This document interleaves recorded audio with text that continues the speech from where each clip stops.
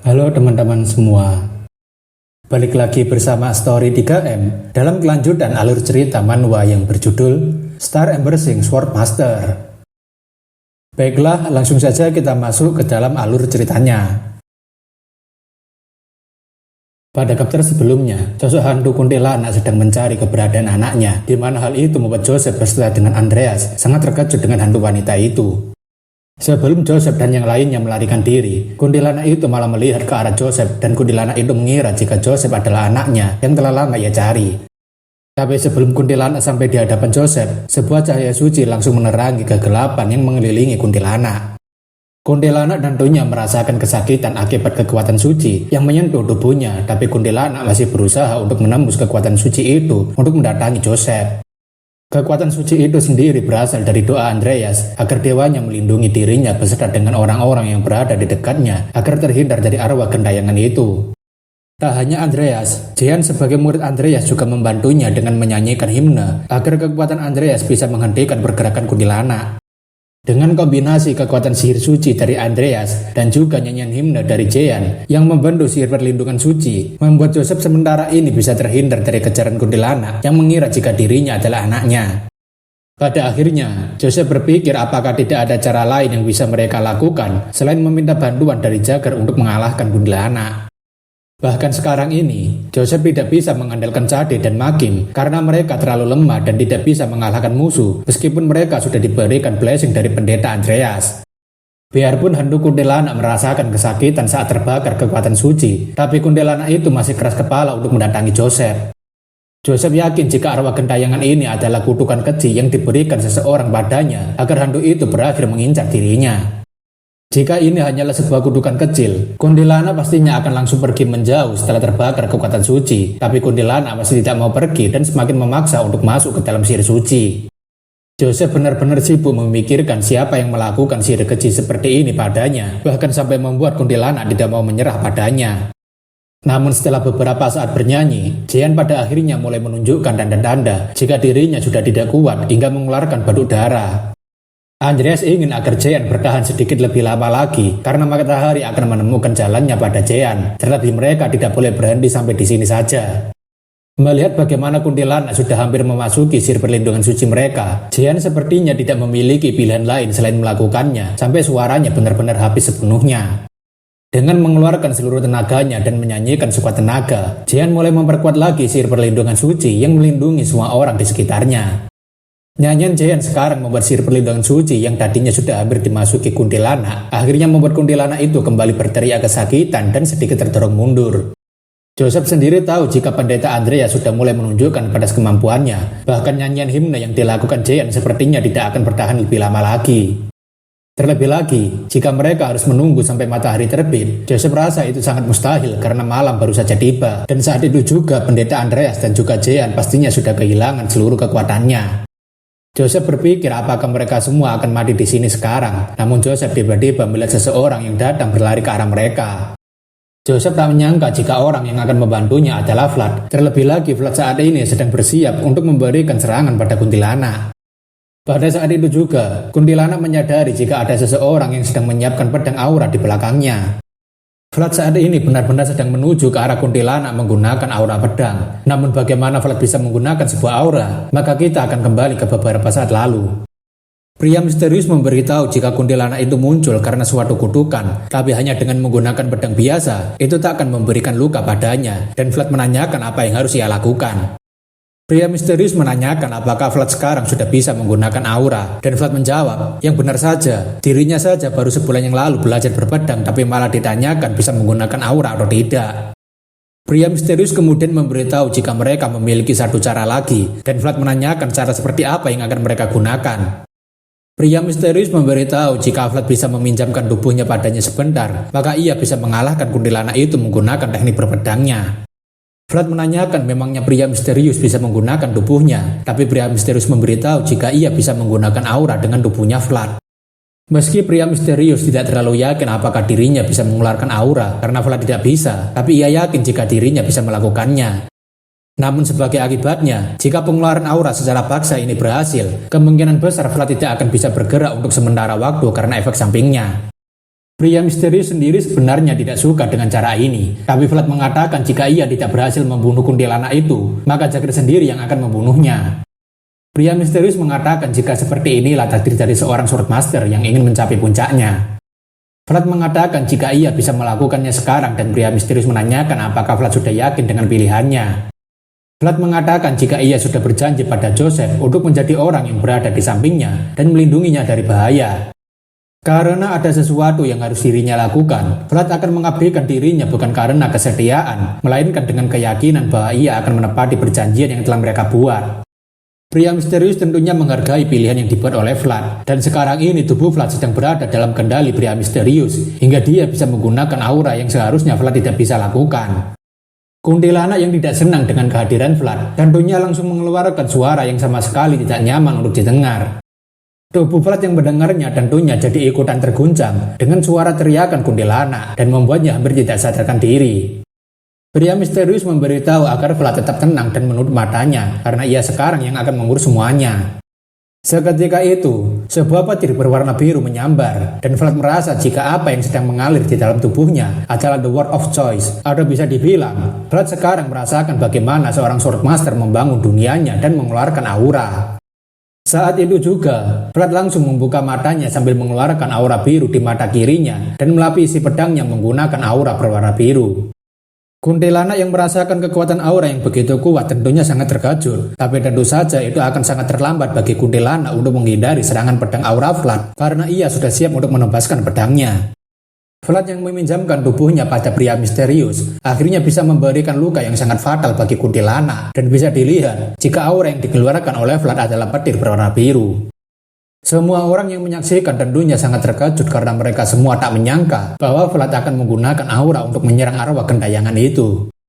Belum diketahui apakah aura yang dikeluarkan Vlad adalah aura miliknya atau milik dari pria misterius, tapi yang jelas aura yang dikeluarkan Vlad itu tampaknya sangat kuat. Namun karena efek samping dari pengeluaran aura secara paksa, Vlad harus merasakan rasa sakit yang luar biasa karena tubuh Vlad sendiri masih belum bisa menerima kekuatan dari auranya itu. Joseph yang melihat Vlad merasakan kesakitan tentunya panik dan menanyakan apa yang sedang Vlad lakukan di sana. Tapi Vlad yang sedang menahan rasa sakit sepertinya tidak bisa menjawab pertanyaan Joseph karena tubuhnya sepertinya sedang dihancurkan dari dalam. Joseph sangat yakin jika apa yang dilihatnya barusan adalah sebuah aura. Terlebih lagi ia tidak yakin bagaimana Vlad bisa mengeluarkannya. Tapi Joseph tahu bahwa Vlad pastinya sudah berkorban besar untuk mendapatkannya.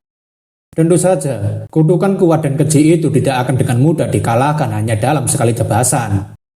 Kuntilanak itu kini terus masih memanggil anaknya sembari mendekati Vlad yang sekarang tidak bisa bergerak karena memaksakan tubuhnya. Joseph kemudian berlari ke arah Vlad sambil mengatakan agar mereka tidak berhenti menyanyikan himne, tapi itu membuat pendeta dan juga Vordan jadinya terkejut dengan tindakan tuan muda. Meskipun tubuhnya cukup lemah, tapi Joseph berusaha untuk membantu Vlad agar bisa berdiri. Terlebih lagi, Vlad pastinya akan segera mati jika tidak segera kabur dari kuntilanak itu. Melihat Joseph yang sedang membantu Vlad berdiri, kuntilanak itu mencoba meraih tubuh Joseph sambil mengatakan akhirnya anaknya datang juga padanya. Joseph yang sedang ditarik kakinya tentunya tidak bisa melawan genggaman yang dilakukan kuntilanak. Terlebih Joseph langsung terjatuh hanya dalam sekali tarikan saja. Joseph benar-benar merasa kesal karena dirinya begitu lemah. Bahkan ia sendiri tidak bisa keluar dari situasi saat ini dengan membawa tubuhnya Vlad yang gemetaran kesakitan. Namun pada saat yang tepat, Vordan langsung menarik tubuh Joseph sambil mengatakan jika ia meminta maaf atas ketidaksopanannya yang melempar tuan muda. Untung saja, Vordan memiliki kekuatan yang cukup untuk melemparkan Joseph bersama dengan Vlad dan membuat mereka berdua terhindar dari kematian. Kuntilanak yang sekali lagi kehilangan anaknya tentunya berteriak dengan penuh amarah, terlebih dia baru saja memegangi kaki anaknya. Andreas bersyukur karena Joseph dan Vlad berhasil diselamatkan oleh Vordan, meskipun cara yang dilakukan Vordan cukup berbahaya bagi keselamatan tuan muda. Joseph mengatakan jika untuk pertama kalinya, ia bersyukur Vordan bisa berada di sisinya dan membantunya melewati krisis, dan Vordan tentunya berterima kasih atas pujiannya. Bukannya beristirahat sebentar, Vlad sepertinya mulai mencoba berdiri sambil mengatakan pada pendeta Andreas jika ia ingin meminta tolong agar pedangnya diberikan blessing. Vlad mengatakan jika mereka harus segera mengembalikan wanita itu ke alamnya segera, jika tidak akan ada banyak sekali korban yang berjatuhan dan Andreas paham dengan tekad Vlad. Andreas kemudian melukai tangannya menggunakan pedang Vlad dan ia mengatakan jika blessing yang diberikan ini adalah blessing yang sangat kuat. Andreas mengatakan jika seharusnya blessing ini bisa membuat wanita itu langsung kembali ke alamnya, dan Vlad berterima kasih atas bantuannya. Meski dalam keadaan lelah dan juga kesakitan, Vlad tidak bisa berhenti sampai di sini karena ia masih memiliki satu tugas yang harus ia selesaikan segera. Dengan tatapan yang penuh iba, Vlad tak punya pilihan lain untuk menghabisi arwah gentayangan ini karena dia seharusnya bukanlah sosok yang datang di dunia orang hidup. Jika kalian sadar, mata kuntilanak itu selalu mengeluarkan air mata atau mungkin itu adalah darah, tapi saat ini dia meminta tolong agar ia dipertemukan dengan anaknya. Vlad yang mendengarnya tentunya merasa iba dengan apa yang dialami oleh wanita ini sebelum kematiannya. Meski hanya sesaat, Vlad bisa melihat dengan cukup jelas tentang apa yang wanita ini alami selama di dalam penjara yang gelap dan terpisah dari anaknya. Wanita yang menjadi arwah gentayangan itu selalu berteriak meminta tolong agar anaknya diberikan padanya, karena sebagai seorang ibu, anak adalah buah hatinya. Wanita itu terus meminta tolong sambil menangis agar anaknya yang terkapar di lantai dingin itu diberikan padanya. Namun sayangnya, tak ada satupun orang yang mau melakukannya.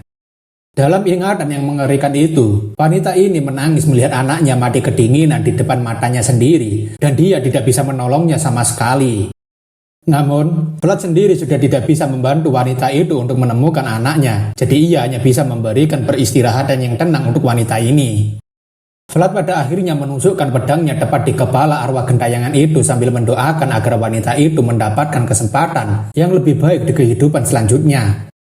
Hingga akhir hayatnya, wanita itu terus memanggil dan bertanya di mana anaknya. Tapi semua itu sudah berakhir karena peristirahatan untuk wanita malang ini telah datang. Dengan berakhirnya pertarungan Vlad melawan arwah gentayangan itu, cahaya matahari akhirnya bersinar terang menerangi base camp dan mungkin juga sebagai sinar yang akan memandu wanita itu untuk mendapatkan kehidupan yang baru.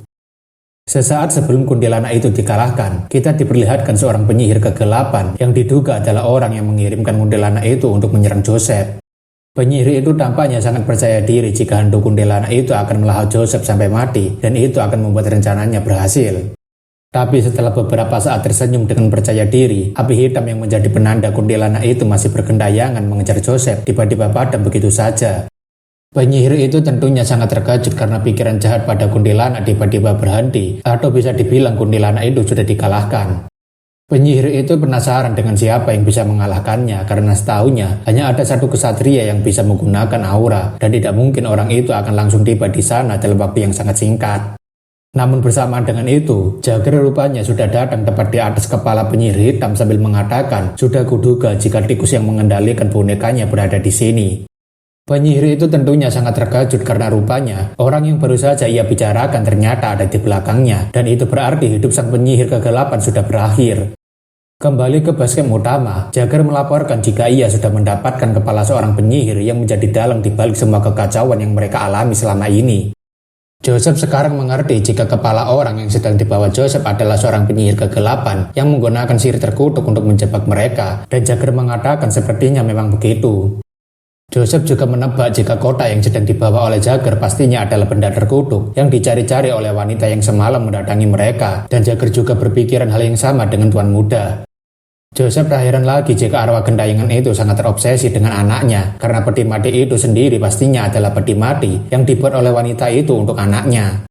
Joseph ingin agar Jagger memberikan peti mati ini pada pendeta Andreas, karena dia akan membantu mereka untuk menyelidikinya setelah kembali ke Varna, dan Jagger mengiyakan permintaan tuannya. Joseph merasa jika ekspedisi yang mereka lakukan sekarang adalah sebuah kegagalan, dan Jagger meminta maaf karena tidak bisa membantu tuan muda dengan baik, hingga membuat Jagger merasa malu dengan dirinya sendiri. Biarpun ekspedisi ini gagal, tapi Joseph bersyukur karena mereka bisa kembali dengan perasaan yang lebih lega, dan Jagger menanyakan apakah orang itu cukup berguna. Joseph mengatakan kelihatannya dia sudah menemukannya, karena orang itu lebih layak dikatakan sebagai orang yang akan menggantikannya sebagai pedang. Joseph yakin jika Vlad akan menjadi seorang swordmaster paling bersinar, lebih dari swordmaster yang lainnya, dan ia bersyukur karena mereka bisa menemukan orang seperti itu di kala ekspedisi mereka gagal. Setelah melewati pertarungan melawan kuntilanak itu, Vlad tampaknya baru tersadar dari pingsannya, dan dia juga sangat terkejut karena dirinya sudah pingsan selama 3 hari penuh.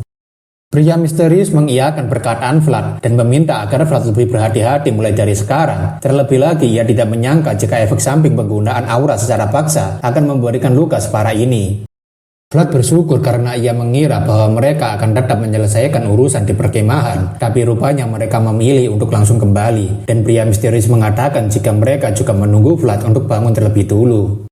Selain itu, pria misterius memberitahu jika kelihatannya pria bernama Joseph itu mulai peduli pada Vlad karena dia sampai memperhatikan kondisi Vlad yang masih pingsan setelah pertarungan itu. Vlad sebenarnya tidak terlalu peduli soal kepedulian Joseph atau tidak, karena memang sedari awal mereka sudah membuat perjanjian dengan bermodalkan keyakinan. Tapi melihat perkemahan yang sudah terlantar, Vlad rasa jika semua ini masuk akal jika semua tentara bayaran sudah kabur setelah insiden hantu kuntilanak itu terjadi. Tapi rupanya, si penakut Gode rupanya masih setia menunggu Vlad seorang diri dan langsung menyapa kapten sambil mengatakan jika ia sangat khawatir selama kapten pingsan. Vlad tak menyangka jika orang yang selalu berteriak ingin kabur dari sini rupanya menjadi orang yang paling bertahan lama di perkemahan. Gode mengatakan tentu saja karena mereka berjanji akan menaikkan gaji bagi orang-orang yang menetap di sini sampai mereka kembali.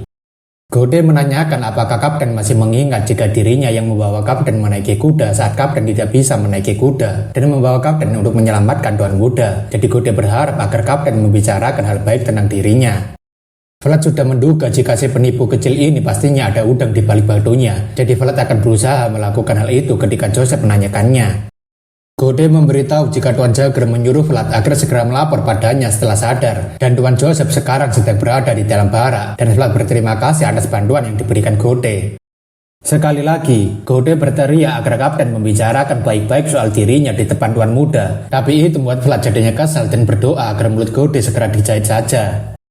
Setelah sampai di dalam barak utama, Joseph sambil menuangkan anggurnya menanyakan apakah Vlad sudah bisa meminum alkohol. Vlad mengiyakan pertanyaan Joseph karena ia dulu bekerja di rumah bordil dan bar, tapi ia tidak pernah meminum alkohol yang mahal. Joseph mengatakan itu wajar bagi Vlad yang tidak pernah meminum minuman mahal seperti ini, karena alkohol yang sedang ia bawa ini adalah minuman yang dikhususkan bagi para bangsawan seperti dirinya.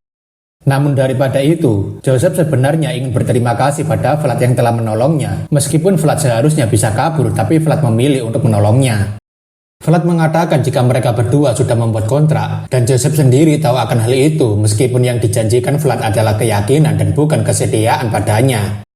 Dalam hati, Joseph berpikir jika kontrak itu tidak lebih dari serangkaian kata-kata, tapi Vlad tetap menepati janjinya. Terlebih Vlad adalah talenta berbakat, jadi ia tidak boleh melepaskannya. Namun setelah dipikir lagi, Joseph rasa jika Vlad bukanlah sekedar talenta berbakat yang tak boleh lepas darinya. Tapi Joseph sekarang berpikir jika talenta seperti Vlad harus ia miliki, atau bisa diartikan, Joseph ingin agar Vlad selalu menjadi pedangnya. Joseph mengatakan jika Vlad sudah menepati perjanjian yang mereka buat, maka saatnya bagi dirinya untuk menepati apa yang telah mereka sepakati. Joseph mengatakan jika ia akan memberikan hadiah sesuai dengan pencapaian yang telah Vlad lakukan, jadi ia secara resmi menawarkan padanya untuk masuk ke dalam keluarga Bayezid. Sekarang kita berpindah ke salah satu provinsi Bayezid, yaitu Varna, di mana kota itu terlihat cukup makmur dengan rumah-rumah bertingkat, dan juga terlihat bersih sejauh mata memandang. Jagger melaporkan pada Joseph jika semua mercenary telah dikirim pulang, dan Joseph senang dengan kerja keras Jagger. Tapi untuk laporan ekspedisi sepertinya harus ditunda, jadi mereka akan menetap di sini selama 1 atau 2 hari. Namun selagi Joseph memberikan arahan, tampaknya Jagger memperhatikan sikap Vlad yang sedari tadi melihat ke sana kemari, seperti seseorang yang baru saja keluar dari dalam goa. Jagger menanyakan apakah ini pertama kalinya Vlad mengunjungi Varna, dan Vlad mengatakan jika kemanapun ia pergi, pasti itu adalah pertama kali ia berkunjung, jadi ia penasaran dengan kota-kota maju seperti ini. Mendengar hal itu, Jagger langsung berkata dasar bocah kampungan, tapi Vlad sendiri tidak bisa membalas perkataan itu, karena sejak lahir ia tinggal di kawasan kumuh dan tidak bisa keluar dari sana. Joseph yang tahu jika ini adalah pertama kalinya Vlad mengunjungi Varna, Joseph memberikan kesempatan pada Vlad untuk libur hari ini dan menikmati kesempatan untuk melihat sekeliling kota, dan Vlad berterima kasih atas kemurahan hati Joseph.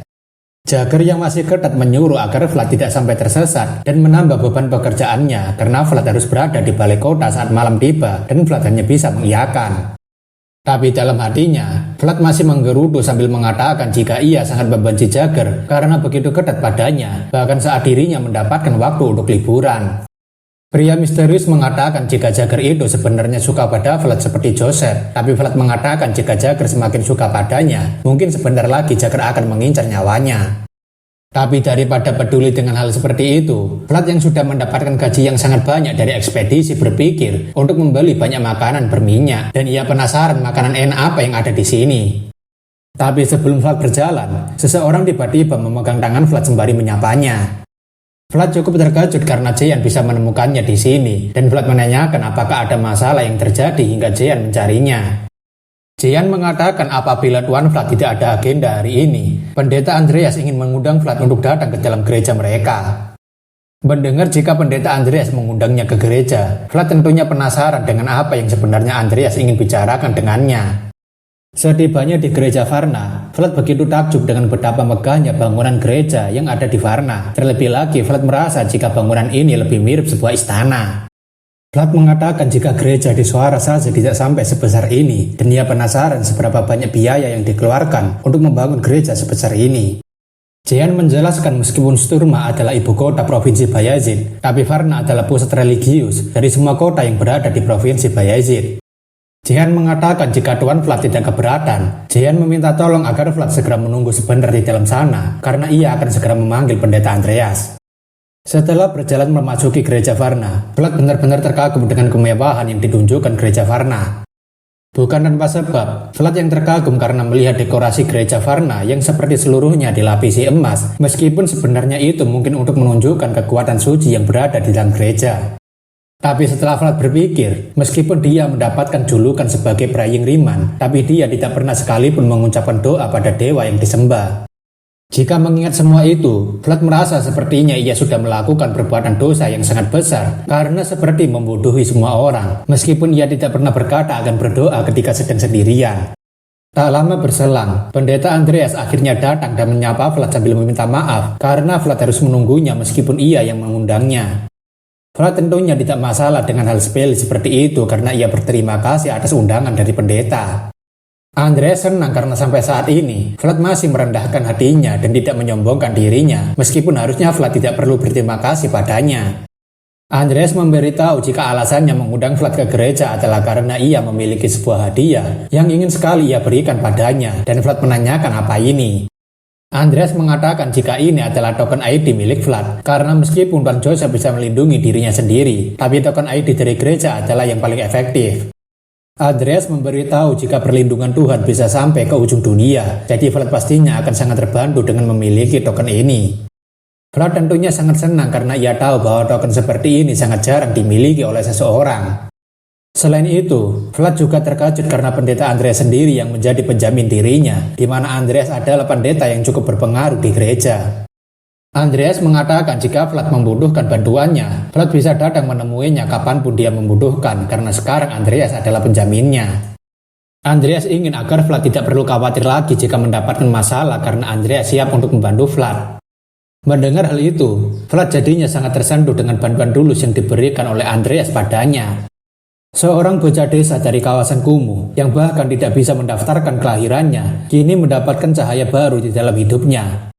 Dengan adanya penjamin yang tulus di hadapannya, bocah itu mulai mengukir namanya di dunia yang luas dan akan menjadi sosok yang menggemparkan dunia sebagai seorang swordmaster paling bersinar. Mulai sekarang, bocah dari kawasan kumuh yang terbuang itu tidak akan lagi mendapatkan julukan sebagai Vlad dari desa, tapi dia akan mendapatkan julukan baru sebagai Vlad of Suara. Setelah beristirahat di kota Varna, rombongan pasukan Joseph memulai perjalanan mereka kembali menuju ke ibu kota Bayezid yaitu Sturma. Dalam perjalanan, Joseph memberitahu pada Vlad jika provinsi Bayezid terdiri dari 12 kota kecil dan juga 3 kota metropolis. Joseph mengatakan jika Vlad pastinya sudah kenal dengan 2 kota metropolis yang ia sebutkan, di mana Suara adalah pusat distribusi perdagangan dan Varna adalah pusat religius provinsi Bayezid. Dan kota metropolitan yang terakhir sekaligus menjadi ibu kota provinsi Bayezid yaitu Sturma, tempat di mana keluarga Bayezid tinggal sekaligus akan menjadi tempat tinggal Vlad sementara. Setibanya di kastil atau rumah keluarga Bayezid, Vlad beserta dengan Gode diundang sebagai tamu dari Joseph, dan untuk menghindari kesalahan, mereka berdua sedang dibriefing oleh Jagger. Jagger mengatakan jika Vlad dan Gode sekarang adalah tamunya Tuan Joseph, jadi Jagger berharap agar mereka berdua tidak melakukan hal bodoh yang akan menghancurkan reputasi Tuan Muda. Selain itu, Jagger melarang pada Vlad dan Gode untuk berlari ke sana kemari seperti orang liar, dan sebaiknya mereka menunggu saja dengan tenang. Jagger juga mengatakan jika para pelayan akan datang membawakan makanan dan minuman. Jadi saat mereka datang, Jagger kemudian berhenti melanjutkan omongannya. Vlad dan Gode tentunya penasaran kenapa Jagger tiba-tiba berhenti berbicara ketika dia akan menjelaskan soal makanan dan minuman yang akan dibawakan oleh pelayan. Jagger kemudian mengatakan jika sebaiknya mereka tidak makan apa-apa dan tunggu saja, karena Jagger takut nantinya mereka berdua akan mengundang banyak rumor seperti orang yang tidak pernah makan. Vlad menanyakan apa masalahnya jika mereka hanya sedikit mencoba makanannya, tapi Jagger mengatakan sebaiknya Vlad diam saja dan tidak mencoba makan apa-apa. Setelah mendapatkan sedikit pengarahan dari Jagger, Vlad beserta dengan Gode memasuki ruangan tamu yang sudah disiapkan, dan terlihat jika ruangan tamu itu sangat mewah sampai Gode benar-benar tercengang. Gode jadinya sangat takjub dengan kekayaan yang dimiliki oleh keluarga Bayezid sampai-sampai bisa membuat ruangan tamu semewah ini, dan Vlad setuju dengan perkataan Gode. Namun ketika sedang melihat-lihat ruangan tamu, seseorang dari arah jendela tiba-tiba mengatakan jika dirinya belum pernah melihat mereka berdua. Orang itu mengatakan pada awalnya dirinya akan berencana untuk kabur supaya tidak perlu bertemu dengan mereka berdua, tapi tampaknya itu tak akan terjadi. Sambil berjalan mendekati Vlad, pria itu mengatakan jika ia sudah cukup familiar dengan orang-orang yang berada di Sturma, jadi harusnya mereka berdua berasal dari luar Sturma. Vlad yang melihat wajah orang itu tentunya menyadari satu hal, dan tentunya Vlad juga menyadari aura yang berbeda dari orang ini. Orang itu tidak lain adalah Rudiger, putra sulung keluarga Bayezid sekaligus kakak dari Joseph, dan Rudiger menanyakan siapa mereka berdua dan sedang ada keperluan apa mereka kemari. Meskipun wajahnya memang mirip dengan Joseph, tapi aura yang dimiliki orang ini sangat jauh berbeda dibandingkan dengan Joseph. Namun dibandingkan ketika dirinya bertemu dengan Joseph, aura pria ini sangatlah kuat sampai-sampai Vlad merasa jika pria yang berada di depannya ini bisa menebas siapapun menjadi dua hanya dengan melihatnya saja. Gode kemudian memperkenalkan dirinya sambil memberitahu jika mereka adalah mercenary yang menemani Tuan Joseph selama ekspedisi, dan Rudiger senang Gode memperkenalkan dirinya. Rudiger juga menanyakan siapa nama bocah berambut pirang ini, dan Vlad memperkenalkan dirinya sebagai Vlad of Suara. Rudiger senang karena mereka berdua memperkenalkan diri mereka padanya, meskipun Rudiger rasanya baru pertama kali mendengar nama seperti itu. Namun dibandingkan tertarik dengan namanya, Rudiger lebih terkesan dengan tatapan mata Vlad yang sepertinya tidak kenal rasa takut, bahkan Vlad sama sekali tidak gemetaran setelah berhadapan dengannya. Rudiger merasa jika Joseph telah berhasil menemukan seseorang yang berguna untuk dijadikan sebagai pedangnya, tapi Rudiger sendiri jadinya tertarik dengan orang seperti Vlad. Rudiger kemudian mengambil sesuatu dari dalam celananya, dan pria itu menawarkan pada Vlad dan Gode apakah mereka berdua mau makan kacang bersamanya karena ia membawa cukup banyak. Melihat Rudiger menawarkan kacang padanya, Vlad tentunya masih berpikir apakah ia harus menerimanya atau tidak, karena Jagger sudah memperingatkan mereka berdua. Vlad pada akhirnya memutuskan mengikuti perintah dari Jagger dan menolak kacang pemberian dari Rudiger, sambil mengatakan jika mereka diingatkan untuk tidak makan apa-apa. Rudiger menanyakan apa maksudnya, dan Vlad mengatakan jika mereka diingatkan untuk tidak makan apa-apa yang diberikan di sini, jadi mereka harus menolak tawaran makan kacang bersama dengannya. Gode yang mendengarnya tentunya sangat shock karena orang di sampingnya ini sudah gila. Terlebih Vlad sepertinya tidak tahu bahwa mereka tidak diperbolehkan untuk menolak tawaran yang diberikan orang yang berpangkat lebih tinggi. Penolakan itu membuat Rudiger jadinya sedikit malu, dan hal itu nantinya akan membuat namanya Vlad dikenal sebagai seseorang yang menolak pemberian kacang dari putra sulung Count. Meskipun Rudiger sedikit malu karena niat baiknya ditolak, tapi Rudiger masih menanggapinya dengan santai sambil memakan kacangnya dan mengatakan jika kacang ini enak sekali.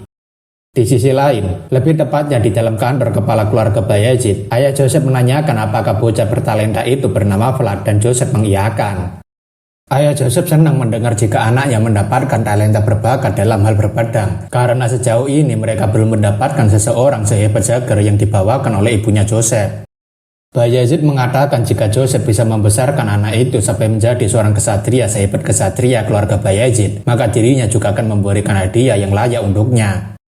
Joseph tentunya berterima kasih pada ayahnya karena memberikan kesempatan padanya untuk membawa seseorang yang nantinya akan menjadi pedang bagi keluarga Bayezid. Bayezid paham jika Joseph memang tidak begitu pandai menggunakan pedang karena tubuhnya lemah, tapi Bayezid mengingatkan agar Joseph tidak lupa jika dia adalah anggota keluarga Bayezid. Joseph tentunya mengatakan jika ia paham dengan apa yang dikatakan ayahnya, dan ia akan terus mengingatnya dalam setiap tindakan yang ia lakukan. Bayezid kemudian menanyakan apakah kondisi Joseph sekarang ini sudah merasa baikan, dan Joseph mengatakan jika ia sudah merasa baikan. Karena sudah tidak ada lagi yang harus dilaporkan, Bayezid memperbolehkan Joseph untuk pergi dari kantornya, dan Joseph mengiyakan sembari mengingatkan agar ayahnya beristirahat dengan benar. Entah seperti apa kekhawatiran Bayezid terhadap Joseph, namun sepertinya Joseph memiliki sebuah kelainan yang membuat dirinya tidak bisa mengayunkan pedang, dan membuat Bayezid menanyakan keadaan Joseph. Tidak hanya sampai di situ, Bayezid juga memperhatikan langkah kaki Joseph yang sepertinya tidak terlalu normal, dan mungkin saja penyakit Joseph sedikit mulai kambuh. Setelah Joseph keluar dari ruangannya, Bayezid mengatakan sepertinya mereka harus memberikan obat, dan Ragmus mengatakan Nyonya Oksana pastinya akan senang di sana melihatnya. Bayezid rasa jika itu benar adanya karena Oksana sangat menyayangi anaknya lebih dari siapapun. Dan soal obat sendiri, admin kurang yakin apa yang dimaksud karena manhwa ini percakapannya sangat sedikit.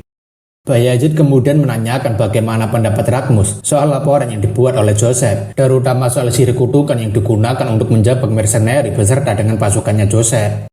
Ragmus mengatakan jika mereka harus serius menanggapi laporan yang dibuat oleh Tuan Joseph karena memang ada banyak sekali hal aneh yang terjadi belakangan ini. Bayezid tentunya setuju dengan pendapat Ragmus jika mereka harus segera mencari tahu siapa yang menjadi dalang di balik semua kekacauan ini karena orang-orang itu terlalu berani melakukan hal keji seperti itu di tanahnya.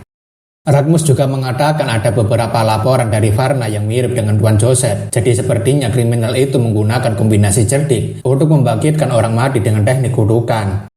Orang-orang di Varna yakin jika pelakunya adalah seseorang yang ahli dalam menggunakan sihir kegelapan, atau setidaknya itu adalah perbuatan lebih dari 2 orang penyihir kegelapan. Bayezid rasa jika misalnya pelakunya lebih dari 2 orang, maka kemungkinan besar mereka membantu sebuah kelompok atau organisasi untuk membuat sebuah rencana, dan Ragnar setuju dengan asumsi Tuan Bayezid.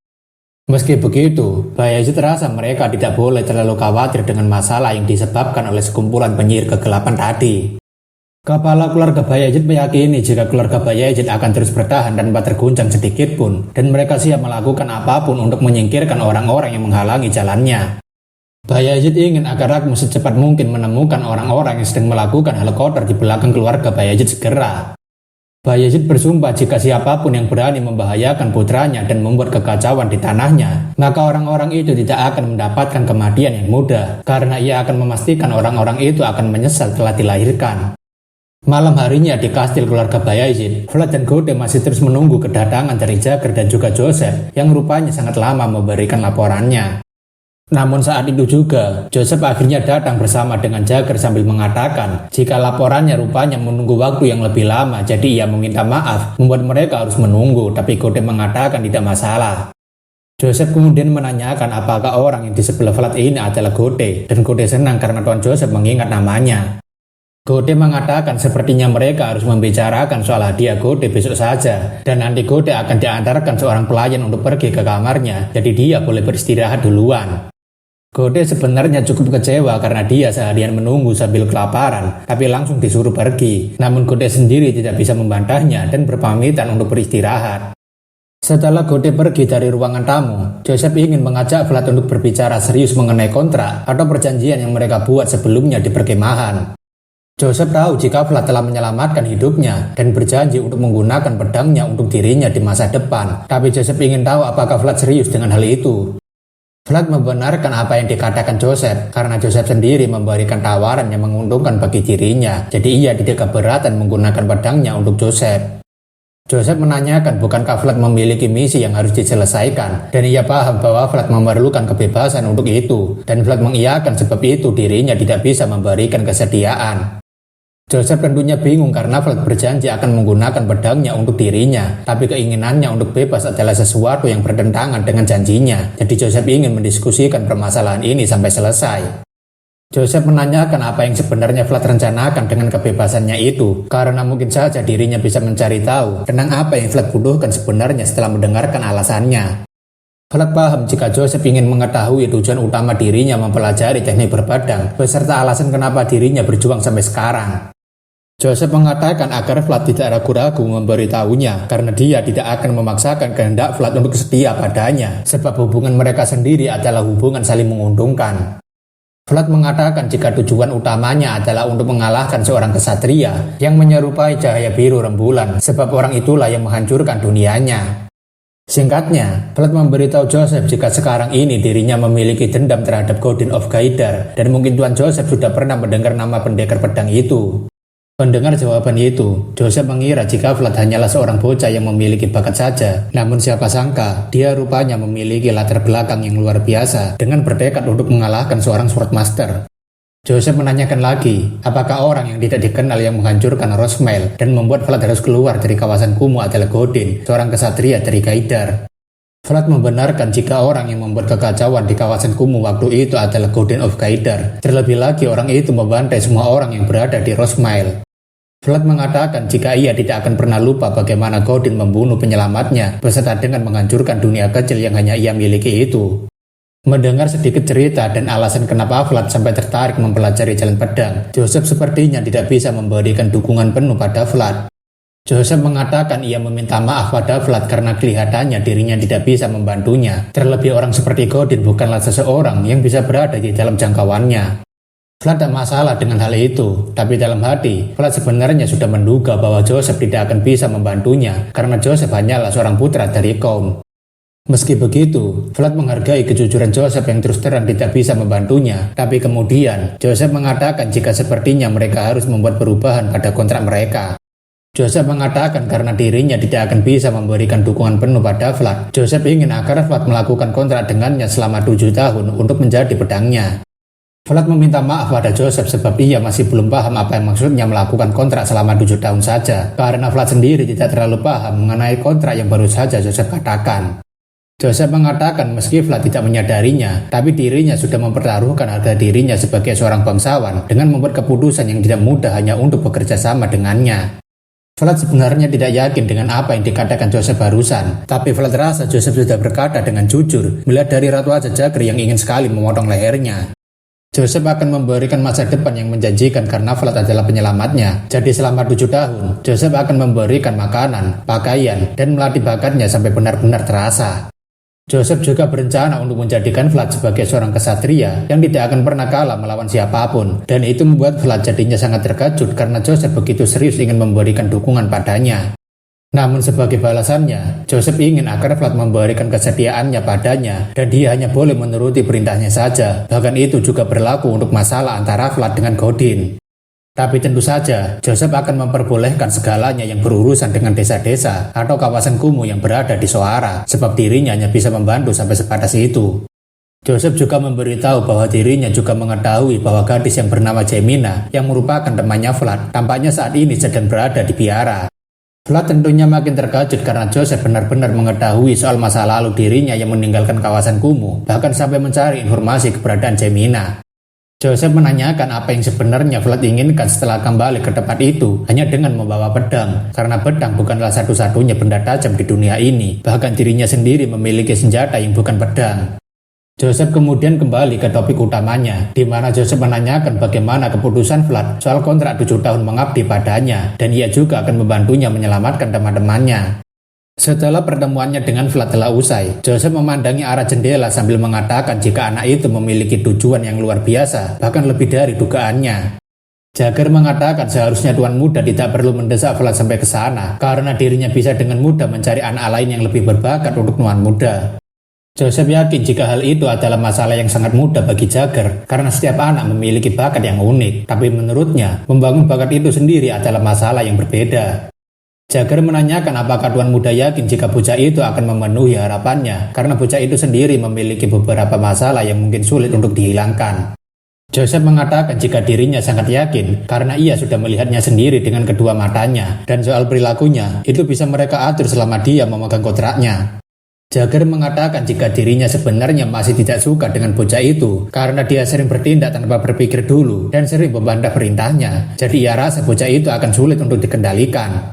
Joseph mengatakan jika Jagger selalu berada di sisinya dan waktu 7 tahun adalah waktu yang cukup lama, jadi seharusnya itu sudah cukup untuk memasang tali pada lehernya dan membuatnya patuh. Joseph tentunya akan berusaha dengan sekeras mungkin jika tuan muda menginginkannya, dan Joseph tentunya akan menantikan hasilnya karena semakin sulit orang itu diatasi, maka hasilnya akan semakin memuaskan. Joseph awalnya berpikir jika Vlad hanyalah seekor serigala biasa yang akan berguna untuknya di masa depan jika dirinya bisa mengendalikannya. Namun sepertinya Joseph tak menduga bahwa serigala yang dibawanya rupanya sedang mengejar sinar rembulan yang bersinar sangat terang, bahkan dirinya sendiri tak akan bisa untuk menggapainya. Keesokan harinya di kastil keluarga Bayezid, Vlad sedang dipandu oleh Jagger karena mulai sekarang Vlad akan tinggal di kediaman keluarga Bayezid sebagai calon kesatria. Selain itu, Jagger juga menunjukkan kamar yang akan digunakan oleh Vlad. Meskipun kamarnya agak lusuh, tapi setidaknya Vlad memiliki kamar pribadi, dan Vlad dengan senangnya melihat kamar pribadinya.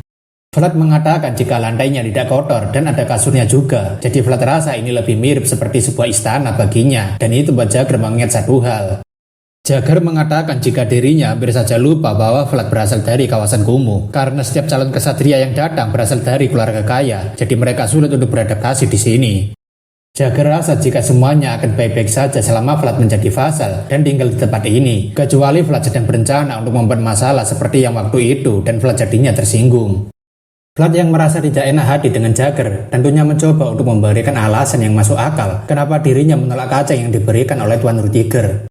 Namun bukannya mendengarkan, Jagger mengatakan sebaiknya lupakan saja karena Vlad tidak akan mengikuti perintahnya, dan Vlad sendiri jadinya heran sebab alasan kenapa dirinya menolak itu adalah karena Jagger sendiri. Jagger ingin agar Vlad segera menemuinya di aula pelatihan militer setelah Vlad selesai makan karena mereka akan berlatih tanding di pagi hari dan sore hari seperti saat mereka masih di perkemahan. Namun ketika Jagger akan melangkah pergi, seseorang yang nampaknya sangat penting bagi keluarga Bayezid rupanya sedang menghampiri mereka berdua. Orang itu tidak lain adalah ibu dari Joseph, yaitu Nyonya Oksana beserta dengan para pelayannya, dan Oksana menanyakan bagaimana kabar kesatria yang paling setianya ini. Jagger memberitahu jika itu adalah Nyonya Oksana sekaligus ibu dari Tuan Joseph, jadi Jagger ingin agar Vlad bersikap yang sopan dan santun seperti yang selama ini diajarkan padanya. Jagger kemudian menyambut Nyonya Oksana sambil mengatakan jika kabarnya sekarang ini sangat baik, dan Oksana senang karena Jagger telah membantu anaknya selama ekspedisi kemarin. Oksana menanyakan apakah anak ini adalah orang yang bernama Vlad itu, dan sekarang dia direkomendasikan untuk masuk sebagai calon kesatria keluarga Bayezid. Jagger membenarkan apa yang dikatakan Nyonya Oksana jika anak berambut pirang ini akan menjadi calon kesatria yang berada di dalam pengawasan Tuan Muda Joseph. Oksana tentunya paham jika Vlad adalah orang yang kemarin dibicarakan oleh anaknya, dan Oksana berpikir jika anak ini mirip seperti seorang bangsawan. Tapi setelah melihat Oksana lebih dekat lagi, Vlad berpikir jika ibunya Joseph benar-benar mencerminkan seorang keluarga bangsawan yang anggun dan juga berwibawa.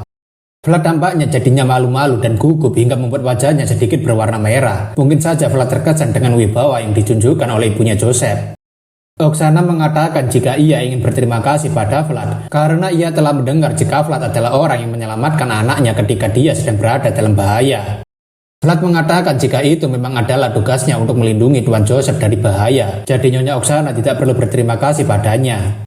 Oksana mengatakan jika ia akan memberikan hadiah kepada Vlad karena telah berhasil mencapai sesuatu yang lebih hebat dari apa yang dikiranya, dan Vlad berterima kasih atas kemurahan hatinya. Sambil mengelus kepalanya Vlad, Oksana mengatakan jika warna rambut milik Vlad sangatlah cantik dan sangat cocok dengan mata biru yang indah. Oksana juga mengatakan jika bahunya Vlad cukup lebar meskipun tubuhnya kurus, tapi ia rasa jika Vlad akan terlihat sangat tampan jika menambah sedikit berat badannya. Oksana memberitahu jika ia akan mengurus soal baju-baju Vlad segera, agar dia bisa berdadar lebih layak di sini, dan Vlad yang malu-malu tentunya berterima kasih atas perhatian dari Nyonya Oksana. Melihat Nyonya Oksana yang begitu perhatian, hal itu sepertinya membuat Vlad merasakan kerinduan akan sosok seorang ibu yang sekarang tidak ada lagi bersamanya. Oksana kemudian pergi sembari ingin agar Jagger meneruskan kerja bagusnya, dan Jagger memberikan salam semoga hari-hari Nyonya akan menyenangkan. Ngomong-ngomong, kita belum tahu niatan Oksana pada Vlad seperti apa. Mungkin saja orang ini memang mirip seperti anaknya. Vlad merasa lega karena Nyonya Oksana sudah pergi, tapi itu membuat Joseph menanyakan apa-apaan ekspresi Vlad barusan, karena ia tak menyangka bahwa Vlad memiliki sisi seperti itu. Vlad mengatakan jika ia memang gugup karena ini adalah pertama kalinya ia bertemu dengan seorang wanita bangsawan, terlebih lagi Nyonya Oksana begitu perhatian. Jagger mengatakan itu tidak buruk untuk pertama kalinya Vlad bertemu dengan seorang wanita bangsawan, karena Jagger sendiri sebenarnya masih kurang nyaman dengan Nyonya Oksana. Jagger kemudian menyuruh agar Vlad segera makan, karena mereka harus segera memulai latihan bertarung mereka, dan Vlad mengiyakan perintah Jagger. Sekarang kita berpindah ke kantin calon kesatria atau bisa kita sebut sebagai vassal, di mana Vlad saat ini sedang makan di pojokan sana, namun banyak sekali orang yang mengelilinginya. Seperti kebanyakan cerita manhwa, orang-orang yang datang terlebih dulu di sana mencoba untuk membuli Vlad dengan meludahi makanan yang akan dimakan oleh Vlad. Dengan wajahnya yang sombong, pria itu membawa satu gengnya untuk membuli Vlad. Dan jika kita perhatikan lagi, wajah pria itu seperti tong kosong nyaring bunyinya. Pria itu meminta maaf sambil mengejek Vlad jika ia salah mengira bahwa Vlad adalah tempat sampah karena baunya yang tidak enak sekali seperti beneran tempat sampah. Satu gengnya tentunya tertawa dengan bangga melihat anak baru yang dibuli oleh orang idiot itu. Bahkan mereka sampai mengatakan jika makanan yang diludahi seperti itu memang layak untuknya. Vlad yang terlihat kesal sepertinya sedang berpikir, apakah ia harus menghajar orang-orang ini satu persatu, atau sebaiknya ia membunuh mereka langsung saja supaya kehidupannya di sini lebih nyaman. Namun, Vlad lebih memilih untuk menahan amarahnya karena jika ia bertindak sembrono di sini, maka Jagger sendiri akan menghajarnya ketika mereka berdua sedang latihan. Vlad tahu jika para bangsawan adalah bajingan yang sombong, tapi ia tak mengira bahwa orang-orang itu akan bertindak lebih awal daripada perkiraannya. Pria idiot itu tentunya jadi makin kesal dengan apa-apaan sikap orang ini, karena dia sudah memprovokasinya, tapi sikapnya masih begitu tenang seperti tidak terjadi apa-apa. Vlad masih mengingat perkataan Jagger, jika Vlad adalah tamunya Tuan Joseph, jadi Vlad harus menjaga sikapnya, dan tidak bertindak bodoh sampai-sampai mencemari nama baik Tuan Muda. Vlad berpikir bagaimana sebaiknya ia menghajar orang-orang ini tanpa perlu menghancurkan reputasi dari Tuan Muda Joseph, dan Vlad penasaran apakah ada tempat yang bagus untuk melakukannya. Para idiot dengan wajah yang kesal kemudian pergi sambil mengatakan jika ia akan memberikan Vlad pelajaran nanti, dan Vlad akan tahu akibat dari mengabaikan seseorang seperti dirinya. Vlad kemudian menanyakan siapa namanya, dan para idiot itu mengatakan apa yang baru saja dia katakan. Vlad dengan wajah dan niat membunuhnya kemudian mengatakan, "Hei budek, apakah kau memang tidak mendengar jika aku menanyakan siapa namamu?" Pria idiot itu tentunya langsung merinding ketakutan melihat tatapan mata Vlad, dan nyali pria itu tampaknya juga mulai menciut setelah melihat tatapan matanya. Dengan suara yang agak gemetaran, pria itu mengatakan jika namanya adalah Sobanin, dan Vlad mengatakan jika ia akan mengingat nama itu baik-baik. Sembari berjalan pergi meninggalkan geng Sobanin, Vlad yang tersenyum sepertinya sudah memikirkan cara yang tepat untuk menghajar para bajingan itu tanpa harus merusak reputasi Tuan Muda dan terhindar dari amukan Jagger. Siang harinya, di area pelatihan Vassal atau calon kesatria, Bayezid beserta dengan para pengawalnya sedang mencoba untuk melihat-lihat latihan tanding hari ini. Alasan kenapa Bayezid tertarik untuk melihat latihan yang dilakukan oleh para Vassal adalah karena ia penasaran dengan anak yang dibawa oleh Joseph waktu itu.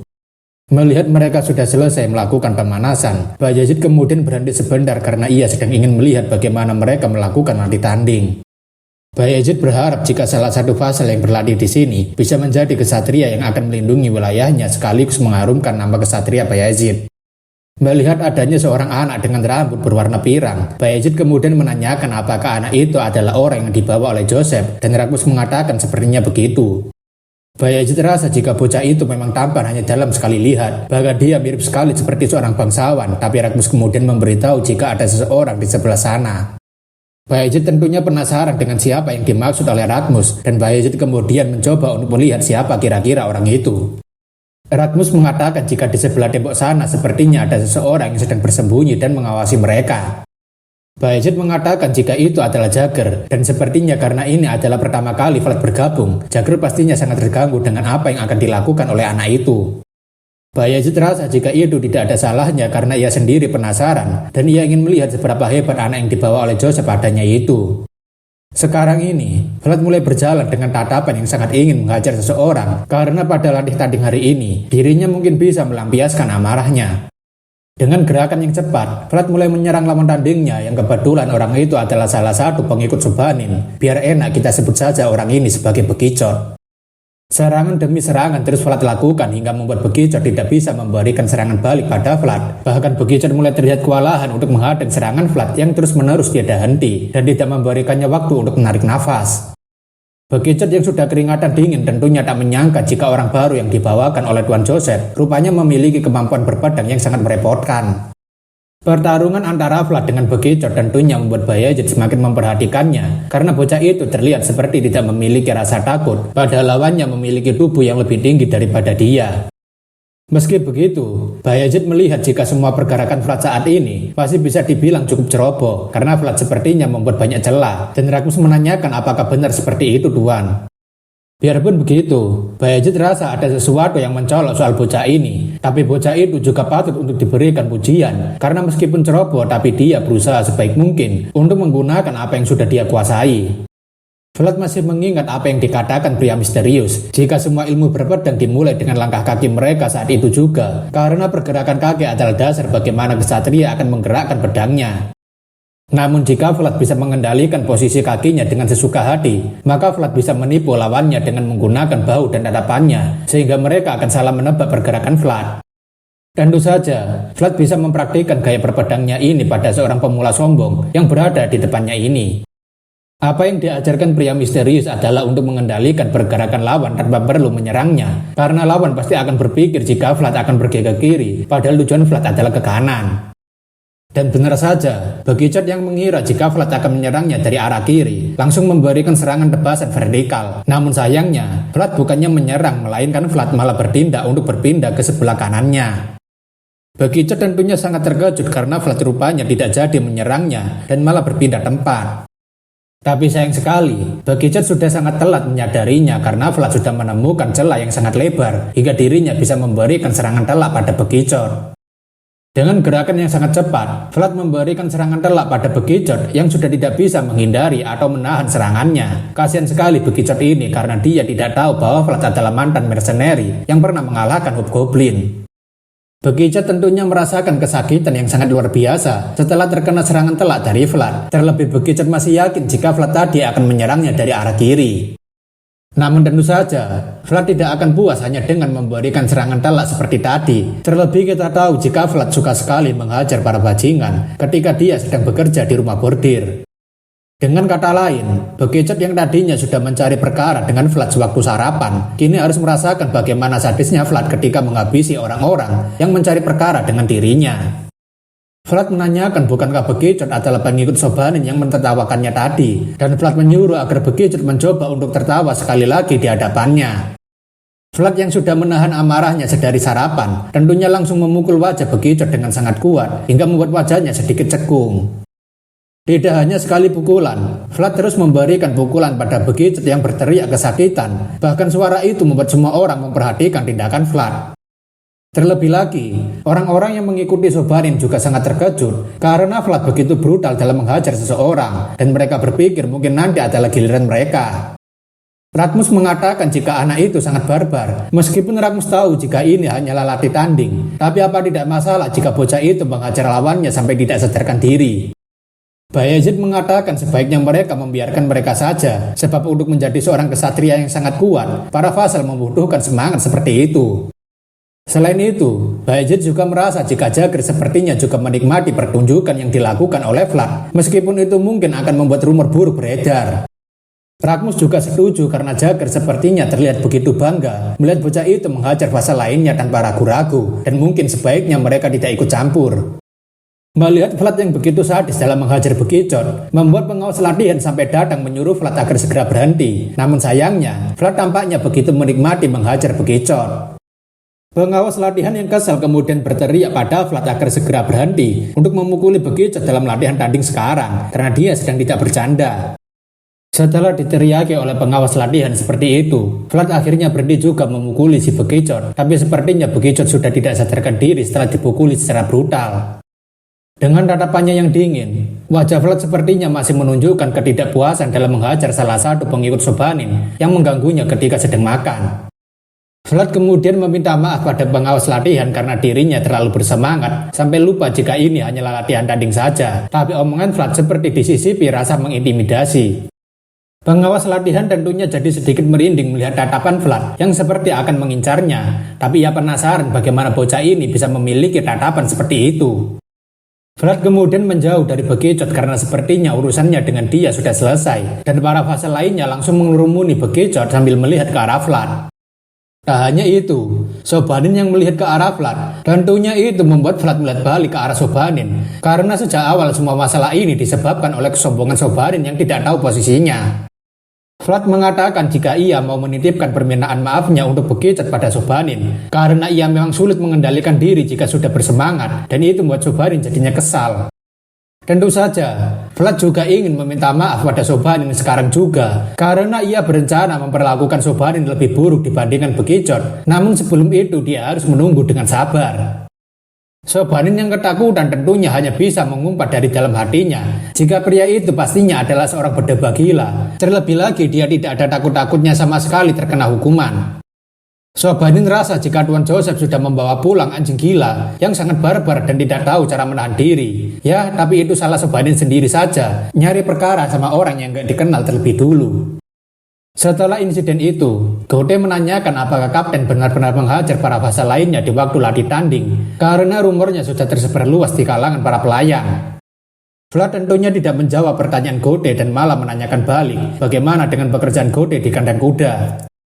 Gode dengan senang menceritakan jika ia bisa mengatasi semua pekerjaannya karena di sana adalah kandang kuda keluarga Bayezid. Tapi seketika, Gode tersadar jika Vlad malah mengalihkan pembicaraan mereka. Gode juga menanyakan apakah kapten benar-benar menghajar semua orang yang berada di dalam mansion karena itu termasuk sebagai kejahatan. Dan Vlad mengatakan bukankah Gode sudah tahu jika ini bukan pertama kalinya dirinya melakukan hal semacam ini. Vlad menanyakan balik apakah Gode sudah lupa jika dirinya memang seorang kriminal dan Vlad sendiri sudah mengampuni nyawa mereka hanya dengan mengajar mereka sedikit saja dan Gode jadinya baru teringat. Vlad mengatakan jika dirinya tidak memukuli mereka secara terang-terangan jadi tidak ada masalah. Terlebih mereka sendiri yang memulai perkara. Tapi itu membuat Gode menanyakan apakah semuanya akan baik-baik saja. Vlad rasa jika semuanya akan aman selagi mereka masih berada dalam latihan. Lagi pula, Vlad jadinya merasa lebih nyaman karena tidak ada orang yang mengajaknya untuk berbicara tanpa alasan. Namun ketika Vlad dan Gode sedang asik mengobrol, seorang vassal dengan suara yang agak gugup memperkenalkan dirinya sebagai Porti Canor. Vlad tentunya penasaran kenapa orang ini malah mendekatinya ketika semua orang menjauhinya, dan Vlad menanyakan ada urusan apa Portli mencarinya.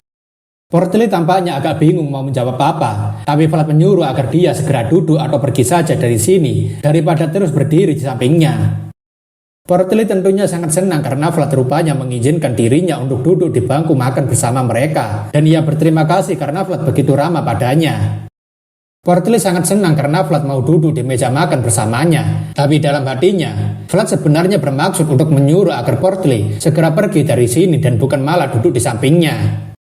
Portli bercerita jika selama ini dirinya tidak pernah mendapatkan seorang teman untuk makan bersama, jadi ia hanya makan di tempat yang sepi seperti kamar mandi. Vlad mengatakan jika ia sedang makan dan ini adalah sosis kesukaannya, tapi Portli yang disindir malah tidak peka dan mengatakan bukankah sosis itu sangat enak. Portli memberitahu jika ayahnya adalah seorang supplier karena keluarga Canor sudah menjadi pemasok daging di keluarga Bayezid dan keluarga Canor bekerja dalam bidang peternakan selama beberapa generasi. Portli rasa jika Vlad sepertinya ingin sekali makan lebih banyak sosis seperti ini dan Portli menanyakan apakah Vlad mau mengambil sosis punyanya. Vlad dengan wajah dinginnya menanyakan apa maksud Portli barusan. Apakah Portli berpikir jika dirinya akan memohon padanya untuk memberikan lebih banyak sosis padanya. Namun berbeda dengan omongan dingin Vlad barusan, Vlad sekarang malah datang ke kamar pribadi milik Portli yang berisikan banyak sekali sosis dan daging-dagingan. Portli memberitahu jika ayahnya seringkali mengirimkan sosis dan daging padanya setiap kali mengirimkan suplai daging. Tapi daging-dagingan ini sudah terlalu banyak untuk dirinya habiskan seorang diri. Vlad baru sadar jika para vassal di sini berasal dari keluarga kaya raya dan dirinya hampir saja lupa jika orang-orang seperti ini tidak pernah bisa ia ajak bicara ketika masih berada di kawasan kumuh. Vlad sekarang berpikir pastinya akan menguntungkan bagi dirinya jika ia bisa membuat koneksi dengan orang-orang kaya seperti Portli. Jadi mungkin dirinya harus mulai bersikap ramah mulai dari sekarang. Vlad dengan wajah antusiasnya menanyakan apakah Portli mulai sekarang mau makan bersama dengan mereka dan membantunya untuk menghabiskan semua daging ini. Portli yang polos tentunya merasa sangat senang karena Vlad mau menawarinya untuk makan bersama dengan mereka, dan Portli menanyakan apakah Vlad serius dengan hal itu. Vlad mengatakan tentu saja dirinya serius karena sebagai sesama vassal, mereka harus menjalin hubungan yang sangat baik dan saling membantu ketika membutuhkan. Padahal sebenarnya, Vlad hanya menginginkan sosis tambahan dari Portli ketika sedang makan. Berpindah ke lokasi Jagger saat ini, di mana dia sekarang sedang berpikir atau mungkin mengeluh jika melayani Tuan Joseph dan juga membesarkan seorang berandalan secara bersamaan bukanlah sesuatu yang mudah. Jagger sendiri merasa cukup kelelahan karena dirinya hanya bisa beristirahat setelah Jade dan makin pulih dari sakitnya. Namun bersamaan dengan itu, seseorang datang sambil menyapa Jagger. Pria itu merupakan salah seorang kesatria seperti Jagger yang bernama Gregory, dan dia menanyakan Jagger sedang mau kemana karena sepertinya dia begitu tergesa-gesa. Melihat kedatangan Gregory, Jagger langsung memasang wajah tidak sukanya padanya. Entah dendam apa yang dimiliki Jagger padanya, tapi Jagger sepertinya memang tidak suka dengan orang itu. Gregory tentunya tertawa karena Jagger langsung menunjukkan wajah tidak sukanya ketika bertemu dengannya secara terang-terangan. Tapi Jagger beralasan jika dirinya sedang lebih sibuk dibandingkan biasanya. Gregory paham kenapa Jagger sepertinya mengeluh dengan hal itu, sebab Jagger sekarang harus mengerjakan perintah dari Tuan Joseph, sekaligus melatih seorang vassal secara pribadi. Jagger menanyakan apa yang sebenarnya Gregory ingin bicarakan dengannya, dan Gregory mengatakan sebenarnya ia senang ketika melihat Jagger sudah mulai membesarkan seorang vassal. Jagger dengan wajah kesalnya menanyakan kenapa Gregory tiba-tiba membicarakan para vassal dengannya, dan sebaiknya Gregory mengurus vassal mereka sendiri. Gregory masih berbasa-basi dengan membicarakan jika Portly, yang merupakan kebanggaannya, sudah menjadi besar, jadi dia harus mengurangi berat badannya, tapi Jagger menanyakan apa maksudnya. Gregory menanyakan bukankah vassal baru yang berada di bawah bimbingan Jagger saat ini bernama Vlad, dan Gregory melihat jika Vlad sepertinya adalah anak yang berbakat. Gregory juga melihat anak itu terlihat sangat gagah dan percaya diri di antara semua vassal lainnya, dan Jagger mengatakan jika dirinya sangat sibuk, jadi sebaiknya Gregory mengatakan apa yang sebenarnya dia ingin sampaikan. Gregory tahu jika para kesatria seperti mereka sebaiknya tidak ikut campur dalam urusan para vassal, karena itu sangat memalukan, tapi ia melihat jika Vlad sepertinya cukup dekat dengan Portly. Jagger memberitahu jika Vlad tidak memiliki seorang teman sebab anak itu berpikir jika dirinya lebih hebat dibandingkan vassal lainnya. Tapi Gregory mengatakan jika ia hanya ingin agar Vlad terus berteman dengan Portly. Gregory memberitahu jika Portly adalah keponakan dari sepupunya dan ia tidak boleh membiarkan dia dihajar di tempat seperti ini. Jadi tak mungkin dirinya sebagai seorang kesatria akan meminta tolong pada orang lain melakukannya. Jagger menanyakan apakah Gregory ingin agar vassal yang ia latih untuk melatih Portly secara sukarela dan tanpa dibayar. Gregory mengatakan tentu saja tidak, karena jika semuanya berjalan dengan lancar, maka sebagai imbalannya, dirinya akan dengan senang hati membantu Jagger ketika dia sedang membutuhkannya. Jagger mengatakan anak itu sangat sulit untuk mengikuti perintahnya, jadi ia tidak yakin apakah Vlad akan menuruti permintaan itu. Tapi Gregory malah mengatakan jika masa depan anak itu pasti akan cerah. Beralih ke kandang kuda, Gode memberikan pendapatnya bahwa masalah sebenarnya bukan berada di kapten, karena kapten sendiri bahkan tidak bisa menaiki kudanya. Gode memberitahu jika semua kuda yang berada di sini sudah dilatih dengan baik, jadi mereka tak akan takut berada di dekat manusia. Namun ketika kapten mendekati mereka, semua kuda itu langsung ketakutan dan menjauh dari kapten. Gode juga makin yakin jika masalah ini bukanlah masalah kemampuan kapten yang tidak bisa menunggangi kuda. Bahkan pekerja kandang kuda lainnya juga berkata kejadian ini sangat aneh. Vlad tentunya jadi merasa kesal karena hal krusial seperti ini malah menimpahnya. Terlebih sebagai seorang kesatria, Vlad diharuskan untuk bisa menunggangi seekor kuda. Vlad jadinya juga mengingat jika sejenis hewan seperti anjing dan kucing, mereka semua membencinya karena hewan-hewan itu langsung takut begitu dirinya mendekati mereka. Dan itu membuat Vlad berpikir apakah kuda juga takut padanya.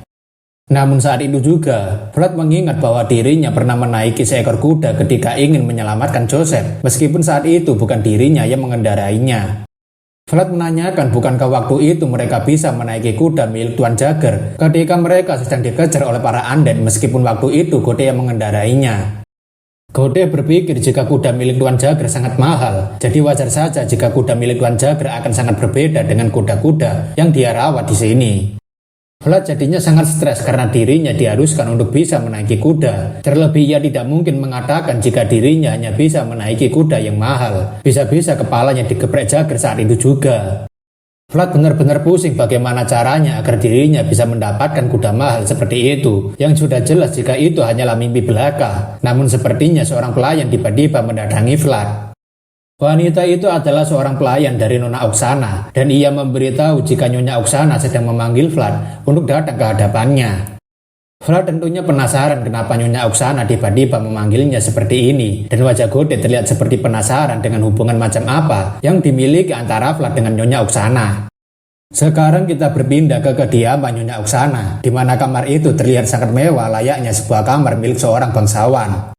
Oksana berkata pada Vlad jika dia terlihat sangat berwibawa, bahkan tak akan ada yang bisa membayangkan jika Vlad adalah seseorang yang dibesarkan di kawasan kumuh. Oksana mengatakan jika baju yang dipakai Vlad saat ini terlihat sangat cocok dengannya. Namun sepertinya Vlad terlihat sangat gugup sampai gemetaran. Mungkin itu karena pakaian yang sempit, atau mungkin emang dia masih gugup berada di depan Oksana. Oksana berpesan pada penjahit agar tidak membuat baju itu terlalu ketat, sebab Vlad masih berusia 16 tahun dan masih bisa tumbuh lebih tinggi lagi, jadi lebih baik agar dilonggarkan. Oksana mengatakan jika musim panas juga akan segera tiba, jadi ia akan menyiapkan pakaian yang bagus untuk Vlad agar selalu bisa terlihat berwibawa dan tidak diremehkan. Oksana ingin agar Vlad menjaga kesehatan fisiknya, jadi ia akan mendukungnya dengan memberikan baju yang cocok di setiap musimnya, dan Vlad berterima kasih dengan kebaikan Nyonya Oksana. Oksana mengatakan agar Vlad tidak perlu gugup seperti itu, karena dirinya hanya ingin membantu Vlad yang telah menyelamatkan anak kesayangannya. Jadi ini hanya sebagai ucapan terima kasihnya. Oksana meminta maaf jika harus mengganggu waktu Vlad ketika dia sedang sibuk latihan, tapi Vlad sekarang sudah bisa pergi, dan Vlad berpamitan sekaligus berterima kasih atas hadiahnya. Setelah keluar dari kamar Oksana, Vlad masih kepikiran dengan kebaikan Nyonya Oksana yang selalu memberikannya hadiah berulang kali. Tapi tetap saja, Vlad sampai saat ini masih kesulitan untuk menghadapi situasi seperti tadi. Bahkan Vlad merasa lebih kesulitan untuk bertemu dengan Nyonya Oksana dibandingkan harus berlatih bersama Jagger. Vlad tentunya juga penasaran dengan seberapa mahal baju yang dikenakannya ini. Terlebih baju dari Oksana sangat nyaman dipakai, hingga rasanya jika ini bukanlah pakaian milik Vlad. Meskipun begitu, Vlad juga sadar bahwa pakaian yang selama ini ia gunakan juga bukan pakaian miliknya. Vlad sampai sekarang terus berusaha keras untuk bisa masuk ke dalam keluarga Bayezid. Namun dia sendiri masih belum terbiasa seolah-olah dirinya tidak pantas berada di sini. Terlebih lagi, Vlad selalu diberikan dukungan oleh Joseph, Jagger, dan Nyonya Oksana. Namun dirinya masih belum bisa memberikan apapun pada mereka. Tentu saja hal itu membuat Vlad jadinya merasa terbebani. Tapi sewaktu berjalan di dalam lorong, Vlad melihat sesuatu ke arah jendela, di mana Vlad merasa jika itu sangat ramai. Jika kita perhatikan apa yang berada di luar jendela, kita akan tahu bahwa Vlad sedang menyaksikan beberapa orang yang sedang mengepung satu orang, atau bisa kita sebut sebagai pembulian. Dengan dikelilingi beberapa orang, pria pembuli dengan sombongnya memukuli orang yang berada di bawahnya, sambil mengatakan jika babi ini sepertinya harus merasakan pukulannya lagi. Jelas sekali, si tukang bully itu adalah Sobanin, di mana dia hanya berani membuli sambil membawa teman-temannya. Terlebih karena dia tidak berani dengan Vlad, makanya dia nyari keributan dengan orang lain. Sementara itu, orang yang sedang dibuli adalah Portly. Sepertinya Sobanin sangat kesal bahwa dirinya tidak bisa membuli Vlad, jadi dia berencana membuli temannya Vlad saja. Sobanin terus-terusan memukuli Portly untuk melampiaskan semua amarahnya pada orang yang tak bersalah. Bahkan dia mengatakan jika orang seperti Portly dan Vlad adalah sampah yang tidak berguna. Sobanin yang sangat kesal tidak ada henti-hentinya memukuli Portly karena Vlad adalah orang yang menghajar semua gengnya. Tapi Vlad yang melihatnya tentunya sudah tahu dengan kebusukan orang macam ini. Kemanapun Vlad pergi, entah itu di kawasan kumuh atau bukan, orang-orang tidak pernah berubah, baik mereka yang hidup bahagia maupun mereka yang sama sekali tidak pantas untuk hidup. Vlad sangat yakin, pada akhirnya orang-orang seperti Sobanin hanyalah sekumpulan pengecut yang memangsa orang lebih lemah dari mereka, dan Vlad rasa dirinya tidak boleh ragu-ragu lagi pada mereka. Terlebih lagi, Vlad berpikir untuk tidak akan membiarkan pemasok dagingnya keluar dari pelatihan ini hanya karena para pengecut yang membulinya. Vlad akhirnya memutuskan untuk kembali ke kamarnya dan menyimpan baju pemberian Nyonya Oksana terlebih dulu, sebab ia tidak mau ada noda darah di baju yang sangat mahal ini. Malam harinya di dalam asrama pelatihan Fasal, Vlad berencana mendatangi kamar Portly sebelum dirinya menghabisi para pengecut yang mengganggu kehidupan damainya. Vlad yang datang kemudian mengetuk kamar pintu Portly, tapi Portly dengan suara yang ketakutan menanyakan siapa di luar, dan Vlad mengatakan jika ini dirinya.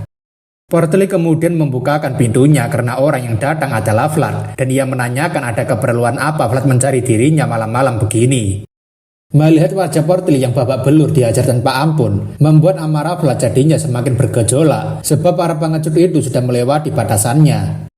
Vlad mengatakan jika dirinya membutuhkan sesuatu dari Portly terlebih dulu, sebab dirinya akan melakukan sesuatu yang sangat penting malam ini. Portly menanyakan apa yang sebenarnya Vlad butuhkan darinya, dan Vlad ingin agar Portly segera memberikan daging besar yang digandung di sana.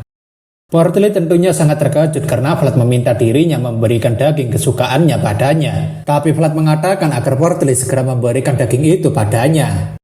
Portly tentunya sedih karena rupanya Vlad mendatangi dirinya hanya untuk meminta dagingnya. Padahal ia berharap agar mereka bisa saling mengucap salam saat bertemu, meskipun mereka bukan teman. Bahkan sekarang ini, Portly benar-benar merasa jika Vlad hanya melihat dirinya sebagai seseorang yang pantas untuk dimanfaatkan saja dibandingkan sebagai seorang teman.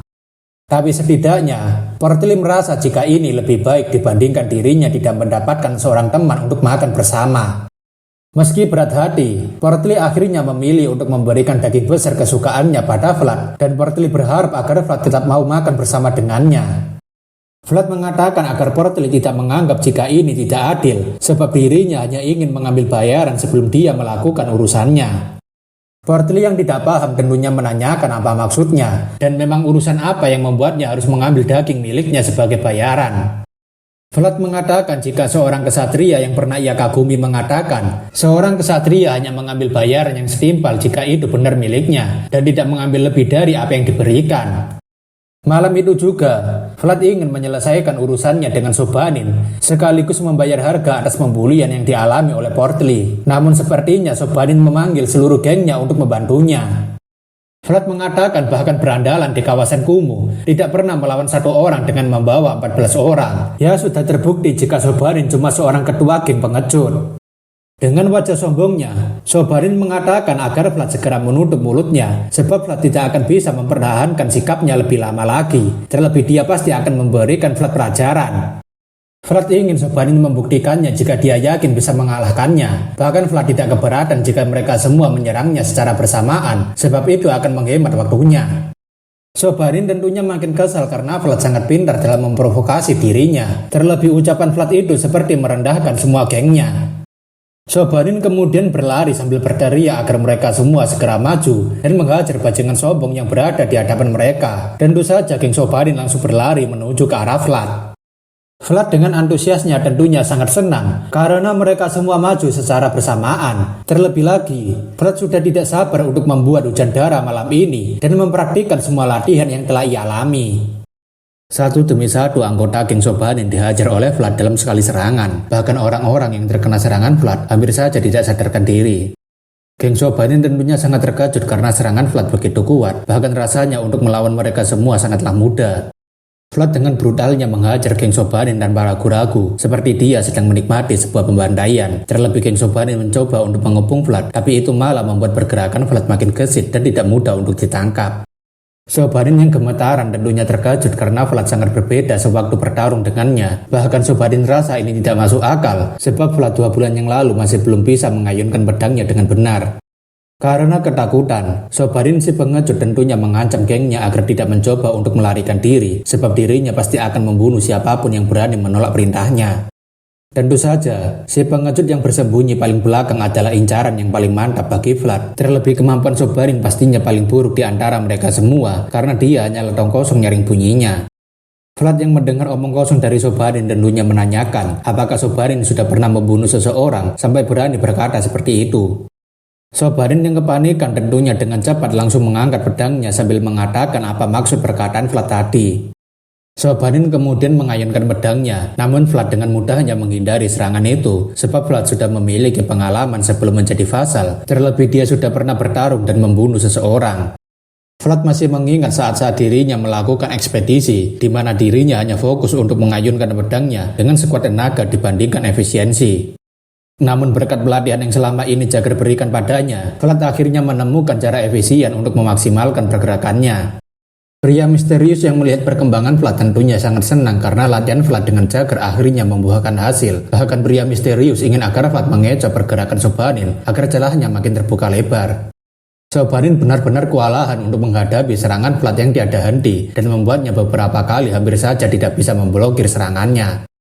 Ketika Sobanin sedang mengumpat dasar brengsek pada Vlad, Sobanin langsung membuka celah bagi Vlad dan membuatnya harus merasakan tamparan dari pedangnya Vlad. Vlad sekarang benar-benar paham bagaimana caranya untuk membuat celah dari pergerakannya sendiri pada lawan, beserta membuat jarak antara dirinya dengan lawannya hingga membuat lawan kesulitan untuk mendekat.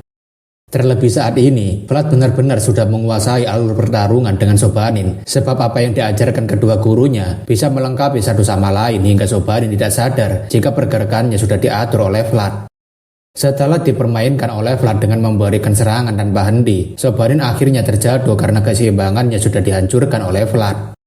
Melihat dari wajahnya, Sobanin merasakan kesakitan pada kakinya setelah keseimbangannya dihancurkan.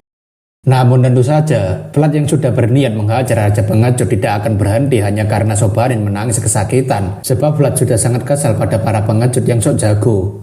Hari ini juga, kita melihat bagaimana Raja Pengecut menangis ketika melihat Vlad akan segera menusukkan pedangnya padanya. Bagi para netizen, silahkan katakan mampus pada orang yang satu ini. Dengan tusukan yang sangat kuat, tapi tidak sekuat teknik tusukan Chae-hwan, Vlad tanpa ragu menusukkan pedangnya tepat ke arah kepala Sobanin, hingga membuat Sobanin harus berteriak seperti seorang wanita. Geng Sobanin tentunya sangat terkejut dengan suara teriakan kedua geng mereka yang berteriak kesakitan seperti tadi. Tak hanya itu, mereka tak bisa percaya jika Sobanin dikalahkan dengan sangat mudah. Untungnya, Vlad tidak benar-benar menusukkan pedangnya tepat di kepala Sobanin dan hanya menakut-nakutinya saja. Tapi tetap saja itu membuat Sobanin gemetaran ketakutan. Melihat dari tubuhnya yang gemetaran saja, kita tahu bahwa Sobanin sudah ngompol saking takutnya akan dibunuh oleh Vlad. Terlebih tatapan mata Vlad tadi seperti tidak menunjukkan niatan untuk berbelas kasihan.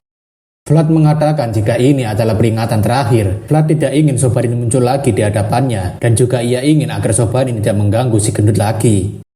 Vlad memberitahu, jika Sobanin masih mencoba mengganggunya, maka masalahnya tidak akan berakhir dengan baik-baik saja, dan mungkin saja Sobanin tidak akan bisa menjadi seorang kesatria selamanya.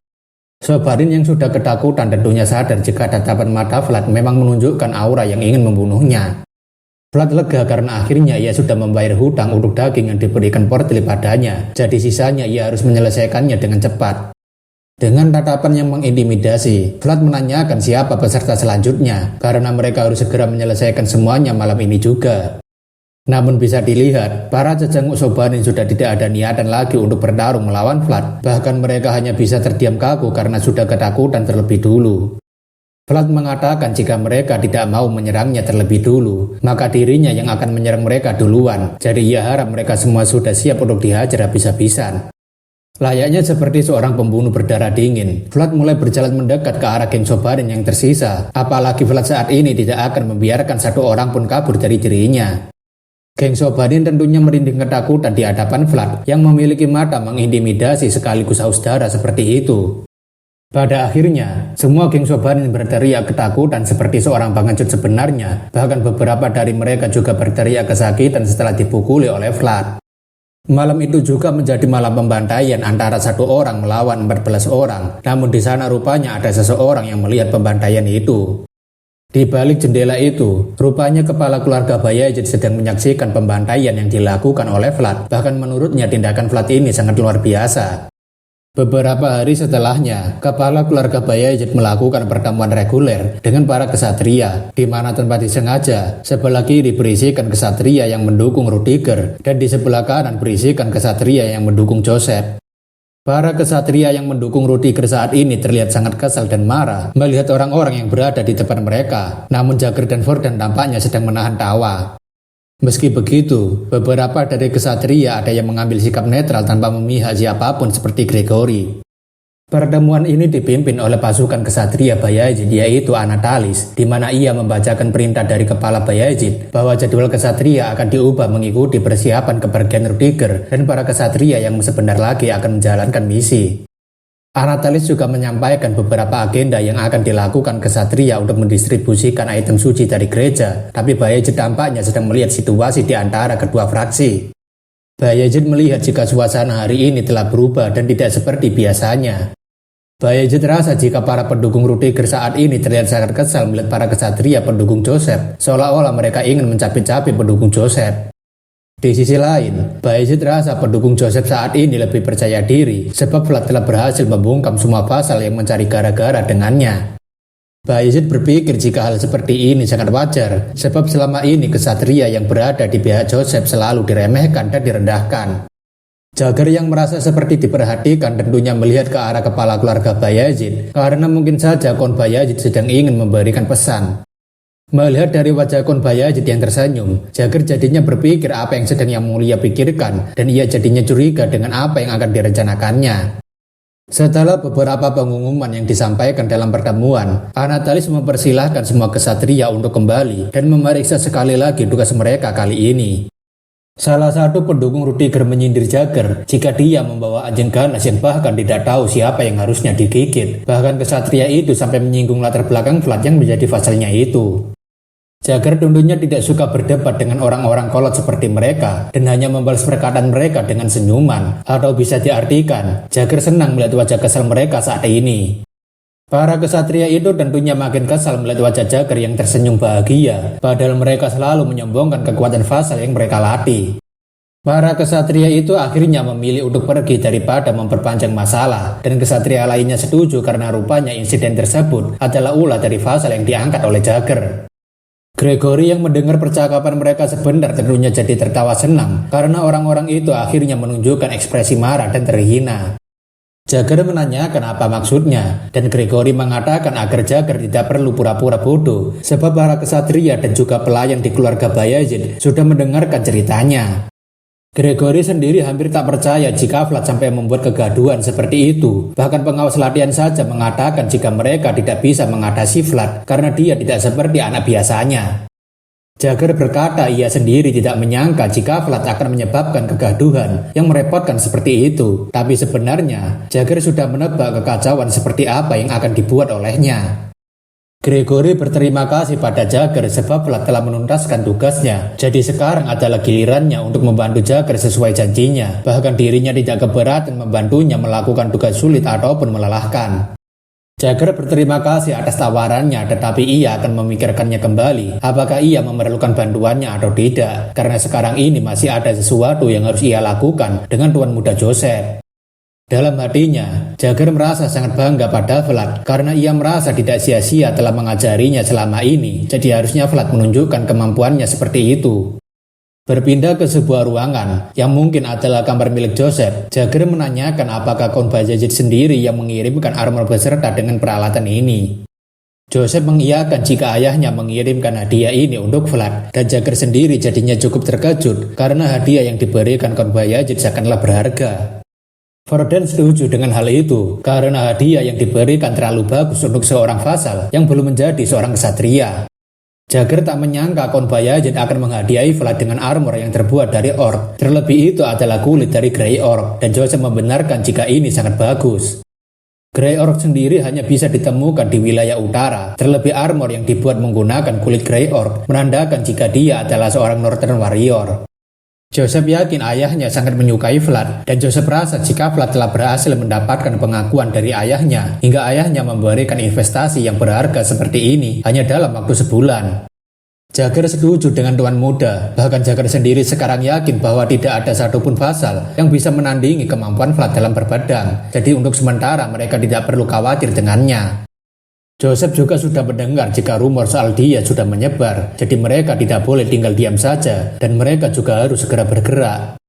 Jagger dan Forden menanyakan surat apa yang sedang dibawa oleh Tuan Muda, dan Joseph mengatakan jika ini adalah langkah mereka selanjutnya dalam mengumpulkan kekuatan mereka. Jagger kemudian membaca surat yang dibawa oleh Joseph, tapi Jagger menanyakan bukankah undangan ini bukanlah undangan biasa. Joseph mengatakan inilah alasan kenapa mereka harus mengambilnya, dan Joseph menanyakan apakah Jagger bisa mengirimkan balasannya untuknya. Jagger tentunya dengan senang hati akan melakukannya, terlebih dirinya merasa sudah terlalu lama menahan diri karena harus mengatasi setiap masalah yang disebabkan oleh Vlad selama menjadi vasal di sini. Joseph tentunya senang dengan semangat yang ditunjukkan Jagger padanya, jadi ia akan sangat senang jika urusannya ini bisa diselesaikan dengan cepat. Entah apa yang akan dilakukan Joseph nantinya, tapi tujuan Joseph sekarang ini adalah untuk pergi ke Deirmar, sebab undangan itu sendiri sepertinya memang berasal dari Deirmar. Setelah persiapan untuk keberangkatan selesai, Joseph mengajak seluruh pasukannya beserta dengan Vlad untuk pergi ke Deirmar, di mana dalam perjalanan kita sedikit diperlihatkan pemandangan yang indah. Joseph memberitahu jika Deirmar adalah kota yang terkenal akan lemonnya, bahkan kota itu dihargai para warga dari belahan utara yang hampir tidak memiliki buah-buahan sama sekali. Selanjutnya, kota Deirmar juga merupakan gerbang untuk masuk ke wilayah tengah, yang artinya kota Deirmar sangat penting bagi orang-orang yang berasal dari utara untuk melakukan perdagangan. Vlad menanyakan apakah itu alasan kenapa Tuan Jagger diminta untuk turun tangan, dan Joseph membenarkan sebab suatu krisis bisa menjadi sebuah kesempatan baginya, terutama krisis itu tidak ada kaitannya dengannya. Joseph memberitahu jika keluarga Heinal dari Deirmar sedang mempermasalahkan siapa yang akan menjadi penerus, dan undangan dari ahli waris yang sah adalah seruan minta tolong, jadi ini bisa menjadi kesempatan bagi mereka. Meski cukup paham kasarannya, Vlad yang berasal dari kawasan kumuh tentunya merasa jika dunia para bangsawan benar-benar urusan yang sangat rumit dengan berbagai aturan. Jika Vlad kurang memahami maksudnya, Joseph menyederhanakan jika permasalahan ini menyangkut antara perebutan kekuasaan Deirmar, dan Vlad mulai paham jika perebutan ini disebabkan oleh satu anggota keluarga yang serakah. Joseph mengatakan jika Vlad suatu saat nanti akan terbiasa dengan kehidupan para bangsawan, sebab memperebutkan sesuatu dengan mereka yang sedara sudah menjadi tradisi bagi para bangsawan. Pewarisnya keluarga Heinal saat ini, yaitu Alicia Heinal, sedang berhadapan dengan pamannya, yaitu Endre Heinal, yang menuduhnya sebagai anak haram di luar pernikahan. Terlebih lagi, jika Alicia menghilang atau melarikan diri dari posisinya sekarang, maka Endre akan menjadi Baron Heinal selanjutnya, sebab Alicia adalah satu-satunya anak Baron Heinal terdahulu. Tetapi karena statusnya sebagai perempuan, hal itu membatasi pengaruhnya dalam keluarga, sehingga Alicia tidak ada pilihan selain membuktikan bahwa dirinya tidak bersalah melalui duel yang diselenggarakan oleh pihak gereja. Hubungan Joseph dengan Alicia cukup ambigu, di mana mereka berdua tidak begitu dekat dan tidak terlalu asing, sebab Alicia adalah sepupu 3 kali dari ibunya, jadi itu sudah cukup bukti untuk menganggap Alicia sebagai kerabat jauhnya. Joseph mengatakan jika mereka akan mengambil kesempatan ini untuk membuat keluarga Heinal berhutang budi pada mereka, dan ayahnya juga sudah setuju dengan rencana ini, jadi Vlad tidak perlu khawatir. Untuk beberapa kali, Vlad juga melihat ke arah luar kereta kuda, di mana Vlad masih merasa terkagum dengan para kesatria yang bisa menunggangi kuda. Bahkan, Vlad lebih terkagum lagi dengan Jagger karena dia menjadi seorang kesatria yang sangat kuat, hingga diundang oleh kepala keluarga untuk melindungi kehormatannya. Merasa jika Vlad terus menatapnya, Jagger menanyakan apa yang sedang Vlad lihat dan kenapa dia terus-terusan menatapnya seperti itu. Vlad mengatakan dirinya hanya melihat keluar jendela saja, tapi Jagger langsung menyindir Vlad sebagai kesatria rendahan yang menikmati pemandangan di dalam kereta kuda yang nyaman, bahkan membuat kesatria yang harusnya dilayaninya berada di luar. Vlad tentunya tidak bisa membantah apapun dari perkataan Jagger karena dirinya tidak bisa menaiki kuda dan malah duduk berhadapan dengan Tuan Joseph. Jagger yang sangat kesal mengatakan jika dirinya sudah sangat bangga pada Vlad setelah mengalahkan para vasal lainnya seorang diri, tapi dirinya sekarang benar-benar kecewa setelah tahu bahwa Vlad tidak bisa menaiki seekor kuda. Jagger baru sadar jika selama ini ia hanya mengajari orang bodoh yang hanya bisa menyerang, dan Vlad mengatakan mungkin dirinya hanya bisa menaiki kuda yang mahal, tetapi Vlad rasa itu mungkin saja. Jagger tentunya makin marah mendengarnya, terlebih Jagger merasa jika dirinya lebih layak dibandingkan Vlad untuk menaiki kuda yang mahal, sebab dirinya lebih mendekati seorang bangsawan daripada dia. Tapi untuk sesaat, Vlad penasaran kenapa akhir-akhir ini jantungnya berdebar tanpa henti, dan Vlad berpikir apakah itu mungkin karena dirinya mendapat omelan dari Jagger setiap saat. Vlad berpikir mungkin saja itu karena dirinya mulai dekat dengan Joseph yang selalu mengajaknya berbicara, dan Jagger yang selalu memarahinya setiap kali ada kesempatan. Namun tak lama, sebuah guncangan yang cukup kuat terasa hingga masuk ke dalam kereta kuda. Guncangan itu sendiri bukan karena jalanan rusak seperti di Konoha. Guncangan kuat itu diduga adalah gempa bumi. Bahkan para kesatria beserta kuda yang mereka naiki langsung berhenti karena guncangan yang kuat itu. Gordon sendiri mengatakan jika tanahnya berguncangnya mulai mendekat ke arah mereka, dan sepertinya mereka harus segera berlindung. Benar saja, guncangan itu semakin lama semakin mendekat dan kuat ke arah rombongan Joseph, dan sepertinya guncangan itu sangat berbahaya. Jagger yang tahu jika itu akan datang, dia menyuruh agar semua kesatria segera turun dari kuda mereka karena mereka tidak boleh sampai berada di atas kuda mereka untuk saat ini. Meski guncangan itu memang cukup kuat dan menyeramkan, tapi para kesatria tetap menuruni kuda mereka dengan tenang, seolah-olah mereka sudah pernah mengalami hal semacam ini. Vlad yang panik karena belum pernah merasakan gempa bumi, tentunya langsung dengan cepat menendang pintu kereta kuda, sebab akan buruk jika dirinya tidak segera membukanya. Vlad tentunya membawa Joseph bersamanya untuk keluar dari kereta kuda, sebab Jagger memerintahkan semua orang untuk segera turun dari kuda mereka. Joseph tentunya terkejut karena Vlad langsung membawanya keluar ketika guncangan itu terjadi. Joseph berterima kasih atas kekhawatiran Vlad padanya, tapi Vlad sebenarnya tidak perlu terlalu panik dengan guncangan seperti tadi, dan Vlad menanyakan kenapa begitu. Tak butuh lama, guncangan kuat itu akhirnya berhenti dan tidak mendekat ke arah mereka, dan Fordin memberitahu jika para kesatria sudah bisa kembali ke kuda mereka. Vlad lega karena ini sudah selesai, dan Vlad mengatakan jika ini adalah pertama kali dirinya merasakan gempa bumi, tapi Joseph mengatakan jika barusan itu bukanlah gempa bumi.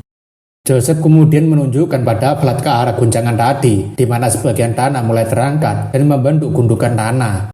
Vlad menanyakan apakah sebenarnya guncangan tadi membentuk gundukan tanah seperti itu, dan Joseph membenarkan jika itu adalah cacing kematian raksasa yang tersisa dari Valen Dragon. Vlad benar-benar terkejut karena ia bisa melihat bagian dari Valen Dragon yang tersisa secara langsung di matanya. Namun perasaan terkejutnya Vlad hanyalah sementara, karena Vlad sekarang malah begitu gembira bisa melihat salah satu pecahan dunia, dan ia mengatakan jika dunia luar memanglah hebat. Setelah beberapa waktu perjalanan, rombongan pasukan Joseph akhirnya tiba di satu-satunya kota keluarga Heinal, yaitu Deirmar. Tempat pertama yang harus dikunjungi oleh Joseph dan Jagger adalah kediaman dari penerus sah keluarga Heinal, yaitu Alicia. Joseph mengatakan jika Vlad tidak perlu masuk bersamanya, karena dia sekarang sudah bebas mau pergi kemana saja untuk saat ini, dan Vlad menanyakan apakah ia harus pergi sendirian. Joseph mengatakan jika Vlad boleh mengajak Gode jika mau, karena Vlad sekarang bebas mau berkeliling kemanapun dan melihat-lihat yang ada di sekitar. Vlad tentunya heran kenapa tiba-tiba dirinya diperbolehkan untuk berkeliaran sendirian. Terlebih Vlad curiga mungkin saja Jagger akan mengajarnya ketika kembali. Joseph menanyakan apakah ada masalah, dan Vlad mengatakan tidak ada karena dirinya memang penasaran dengan kota yang baru ia datangi, namun Vlad masih kurang yakin. Joseph mengatakan supaya Vlad mencoba untuk memikirkan baik-baik tentang alasan kenapa dirinya membawa Vlad masuk ke dalam Deirmar. Joseph memberitahu jika ini adalah kesempatan langka untuk bisa melihat duel, terlebih ini adalah duel antara kelompok, jadi Vlad akan mengetahui ada berbagai macam kesatria dari latar belakang yang berbeda. Joseph ingin agar Vlad memperhatikan bagaimana para kesatria lain bertarung dengan cara mereka, dan Vlad juga harus mencari tahu tentang sesuatu yang penting ketika menonton duel. Mengalami sesuatu sekali lebih mudah diingat dibandingkan mendengarkan seseorang 10 kali. Jadi karena Joseph sudah memutuskan akan melatih Vlad dengan benar, maka ia akan memperluas pengetahuannya dengan berbagai pengalaman. Jagger memperingatkan agar Vlad tidak sampai dihajar oleh siapapun, sebab sore harinya mereka masih harus melakukan pemanasan dan latihan bertarung. Vlad mengatakan jika dirinya tidak akan melakukan hal sebodoh itu, tapi Vlad sebenarnya agak jengkel karena Jagger selalu mengganggu waktu liburannya. Jagger mengatakan jika dirinya sudah tidak percaya lagi dengan kemampuan Vlad setelah ia mengetahui bahwa Vlad tidak bisa menaiki seekor kuda, dan Vlad tentunya makin kesal dengan omongan merendahkan itu. Joseph ingin agar Vlad memberikan laporan padanya setiap sore hari, terlebih jika Vlad menyadari sesuatu yang aneh ataupun janggal, Vlad harus segera memberitahunya, dan Vlad mengiyakan perintah Joseph. Vlad lega sekali karena akhirnya dirinya bisa bebas dari kekangan Jagger, dan Vlad rasa jika dirinya sepertinya harus berjalan-jalan di sekitar kota. Sewaktu berjalan di lorong mansion, Vlad berpikir jika mansion milik keluarga Heinal jauh lebih kecil dibandingkan mansion keluarga Bayezid, terlebih gedungnya terlihat sudah tua dan tidak terawat. Vlad juga penasaran dengan kota lemon terkenal yang dibicarakan Joseph, sebab dirinya merasa keluarga Heinal sepertinya tidak memiliki uang untuk merawat mansionnya. Vlad kemudian tak sengaja memegang pedangnya, dan pria misterius langsung terbangun sambil mengatakan jika dirinya sedikit mengingat bahwa dulu dirinya pernah datang kemari. Pria misterius kemudian menunjukkan pada Vlad jika dirinya tidak asing dengan tempat ini, sebab dirinya masih mengingat pohon kering yang berada di atas bukit itu. Mendengar jika pria misterius ingin mendatangi pohon kering itu, Vlad rasa jika tujuan pertama mereka sekarang adalah pergi ke sana, karena pria misterius pasti membutuhkan tempat itu untuk berdoa. Vlad tentunya tidak akan melupakan janji yang ia buat dengan pria misterius, di mana Vlad akan membantu mengembalikan ingatannya, dan pria misterius akan mengajarkan teknik berpedangnya. Jadi sekarang ini adalah kesempatan untuk membalas budi. Beralih ke tempat Joseph, di mana dia sekarang sedang mendapatkan ucapan terima kasih dari Alicia, karena keluarga Bayezid sudah bersedia datang jauh-jauh ke tempat ini. Joseph mengatakan permintaan tolong dari pewarisnya harus dijawab, sebab tidak ada yang lebih penting lagi dari keluarga mereka untuk saling membantu di saat membutuhkan. Joseph mengatakan jika Nona Alicia tidak perlu khawatir soal permintaan tolong yang mendesak ini, sebab kepala keluarga Bayezid sudah mengizinkan mereka untuk memberikan bantuan. Joseph juga mengatakan jika mereka sudah siap kapan saja, jadi mereka hanya tinggal menunggu keputusan yang dibuat oleh Nona Alicia. Alicia mengatakan jika dirinya sudah memutuskan akan mengikuti apa keinginan dari Kon Bayazid untuk rencana ini. Alicia menjelaskan supaya tidak salah paham jika dirinya hanya bisa mengikuti apa keinginan Kon Bayazid jika dirinya bisa memenangkan duel ini dan menjadi penguasa yang diakui. Joseph mengatakan jika Nona Alicia tidak perlu khawatir soal itu karena tidak seharusnya Nona khawatir akan hal tersebut. Joseph memberitahu jika Nona Alicia sudah memutuskan untuk meminta bantuan tulus kepada keluarga Bayazid, maka padang keluarga Bayazid akan selalu menjanjikan kemenangan di atas segalanya. Waktu berlalu dengan cepat hingga waktu sudah menunjukkan sore hari. Entah apa yang sudah mereka bicarakan selama ini, tapi sepertinya negosiasi mereka cukup alot. Horden mengatakan jika mereka tidak boleh meremehkannya, dan Jagger setuju karena temperamen orang itu sebagai matriark sudah terlihat. Jadi situasinya beresiko tapi dia memiliki tekad yang kuat. Buat yang belum tahu, sebutan patriark untuk pria dan matriark untuk perempuan. Joseph mengatakan jika dirinya juga merasakannya, bahkan sewaktu mereka melakukan negosiasi, dia tidak memberikan mereka celah untuk mengambil keuntungan lebih darinya. Meskipun begitu, Joseph memberitahu jika mereka tidak akan mundur hanya karena kesempatan mereka menghilang, jadi mereka akan tetap melanjutkan sesuai dengan rencana. Setibanya di atas bukit, tempat di mana pohon kering itu berada, kita diperlihatkan sebuah batu nisan yang hanya berjumlah sedikit. Mungkin saja karena batu nisan adalah sesuatu yang mahal dan tidak bisa dibeli oleh orang biasa. Melihat batu nisan itu, membuat Vlad jadinya merasa sedih dan berandai-andai jika saja dirinya bisa membuatkan batu nisan seperti ini untuk mengenang ibunya. Mereka yang mati hanya meninggalkan ingatan bagi mereka yang hidup. Oleh karena itu, manusia terobsesi meninggalkan jejak hidup mereka agar selalu dikenang meskipun sudah tidak ada. Tetapi jika suatu jejak yang ditinggalkan meninggalkan luka, maka ingatan dari masa-masa itu akan muncul kembali di dalam benak manusia atau mungkin bisa kita sebut sebagai trauma. Biarpun batu nisannya masih terjaga dengan baik, tapi Vlad merasa jika makam ini sudah lama tidak dikunjungi seseorang sebab banyak sekali dedaunan di atasnya. Pria misterius menanyakan apa yang sedang dilakukan Vlad dengan membersihkannya, tapi Vlad mengatakan jika menunjukkan rasa hormat kepada pemilik tanah adalah hal yang wajar. Pria misterius mengatakan jika dirinya tidak pernah mengatakan pada Vlad untuk membersihkan kuburan itu, dan Vlad jadinya kesal karena niat baiknya malah diejek. Untuk saat ini, Vlad akan membiarkan pria misterius untuk melihat makam ini sepuasnya, sebab untuk datang kemari, dirinya sampai tidak bertemu dengan para kesatria yang seharusnya bertanding. Vlad kemudian memasang posisi berdoa seperti ketika melakukan ekspedisi, dan pria misterius tentunya berterima kasih pada Vlad karena telah memberikannya waktu untuk mengingat kenangan lama selama berada di dekat pohon ini. Setelah memfokuskan diri, pria misterius mulai muncul sambil mengatakan jika ada beberapa ingatan yang kembali padanya secara perlahan setelah mengamati pohon ini lebih dekat. Pria misterius mengingat jika dulu sekali pohon kering ini masih sangat kecil dan belum tumbuh sampai sebesar ini, tapi dirinya tak mengingat kapan itu terjadi. Namun yang jelas, pria misterius mengingat jika dirinya datang kemari dengan seseorang. Bersamaan dengan itu, pria misterius merasakan kehadiran seekor makhluk dan dia memberitahu Vlad sepertinya makhluk yang mengawasi mereka di depan sana mengenali dirinya, dan itu buat Vlad menanyakan apa maksudnya. Pria misterius menanyakan apakah dirinya bisa meminjam tubuh Vlad sebentar saja, dan Vlad tidak masalah dengan itu sebab ini adalah salah satu perjanjian yang telah mereka buat. Sama seperti ketika pria misterius meminjam tubuh Vlad untuk melawan kuntilanak, Vlad kini mengeluarkan aura biru di mata kanannya. Namun ini bukanlah pengeluaran aura seperti sebelumnya. Aura yang dipancarkan pria misterius itu bertujuan untuk melihat sosok makhluk yang mengawasi mereka berdua dari atas pohon. Meskipun terlihat kuat, tapi itu tidak berbahaya. Vlad yang masih sadar ketika tubuhnya dipinjam oleh pria misterius tentunya terkejut dengan apa yang sedang dilihatnya saat ini. Vlad menanyakan makhluk apa yang sebenarnya berada di depan mereka saat ini, dan pria misterius memberitahu jika itu adalah spirit. Spirit ular itu tampaknya terus mengamati Vlad yang sedari tadi melihat ke arahnya, tapi untuk sekarang, kita masih belum tahu nama spirit ini. Mungkin kita panggil saja dia sebagai Orochimaru. Vlad yang diberitahu jika makhluk itu adalah spirit, tentunya berpikir jika dirinya belakangan ini kebanyakan menyaksikan hal-hal yang aneh dengan mata kepalanya sendiri. Vlad mengatakan jika Orochimaru terus-terusan menatapnya seperti itu, tapi pria misterius memberitahu jika sebenarnya Orochimaru itu melihat dirinya yang berada di dalam tubuh Vlad.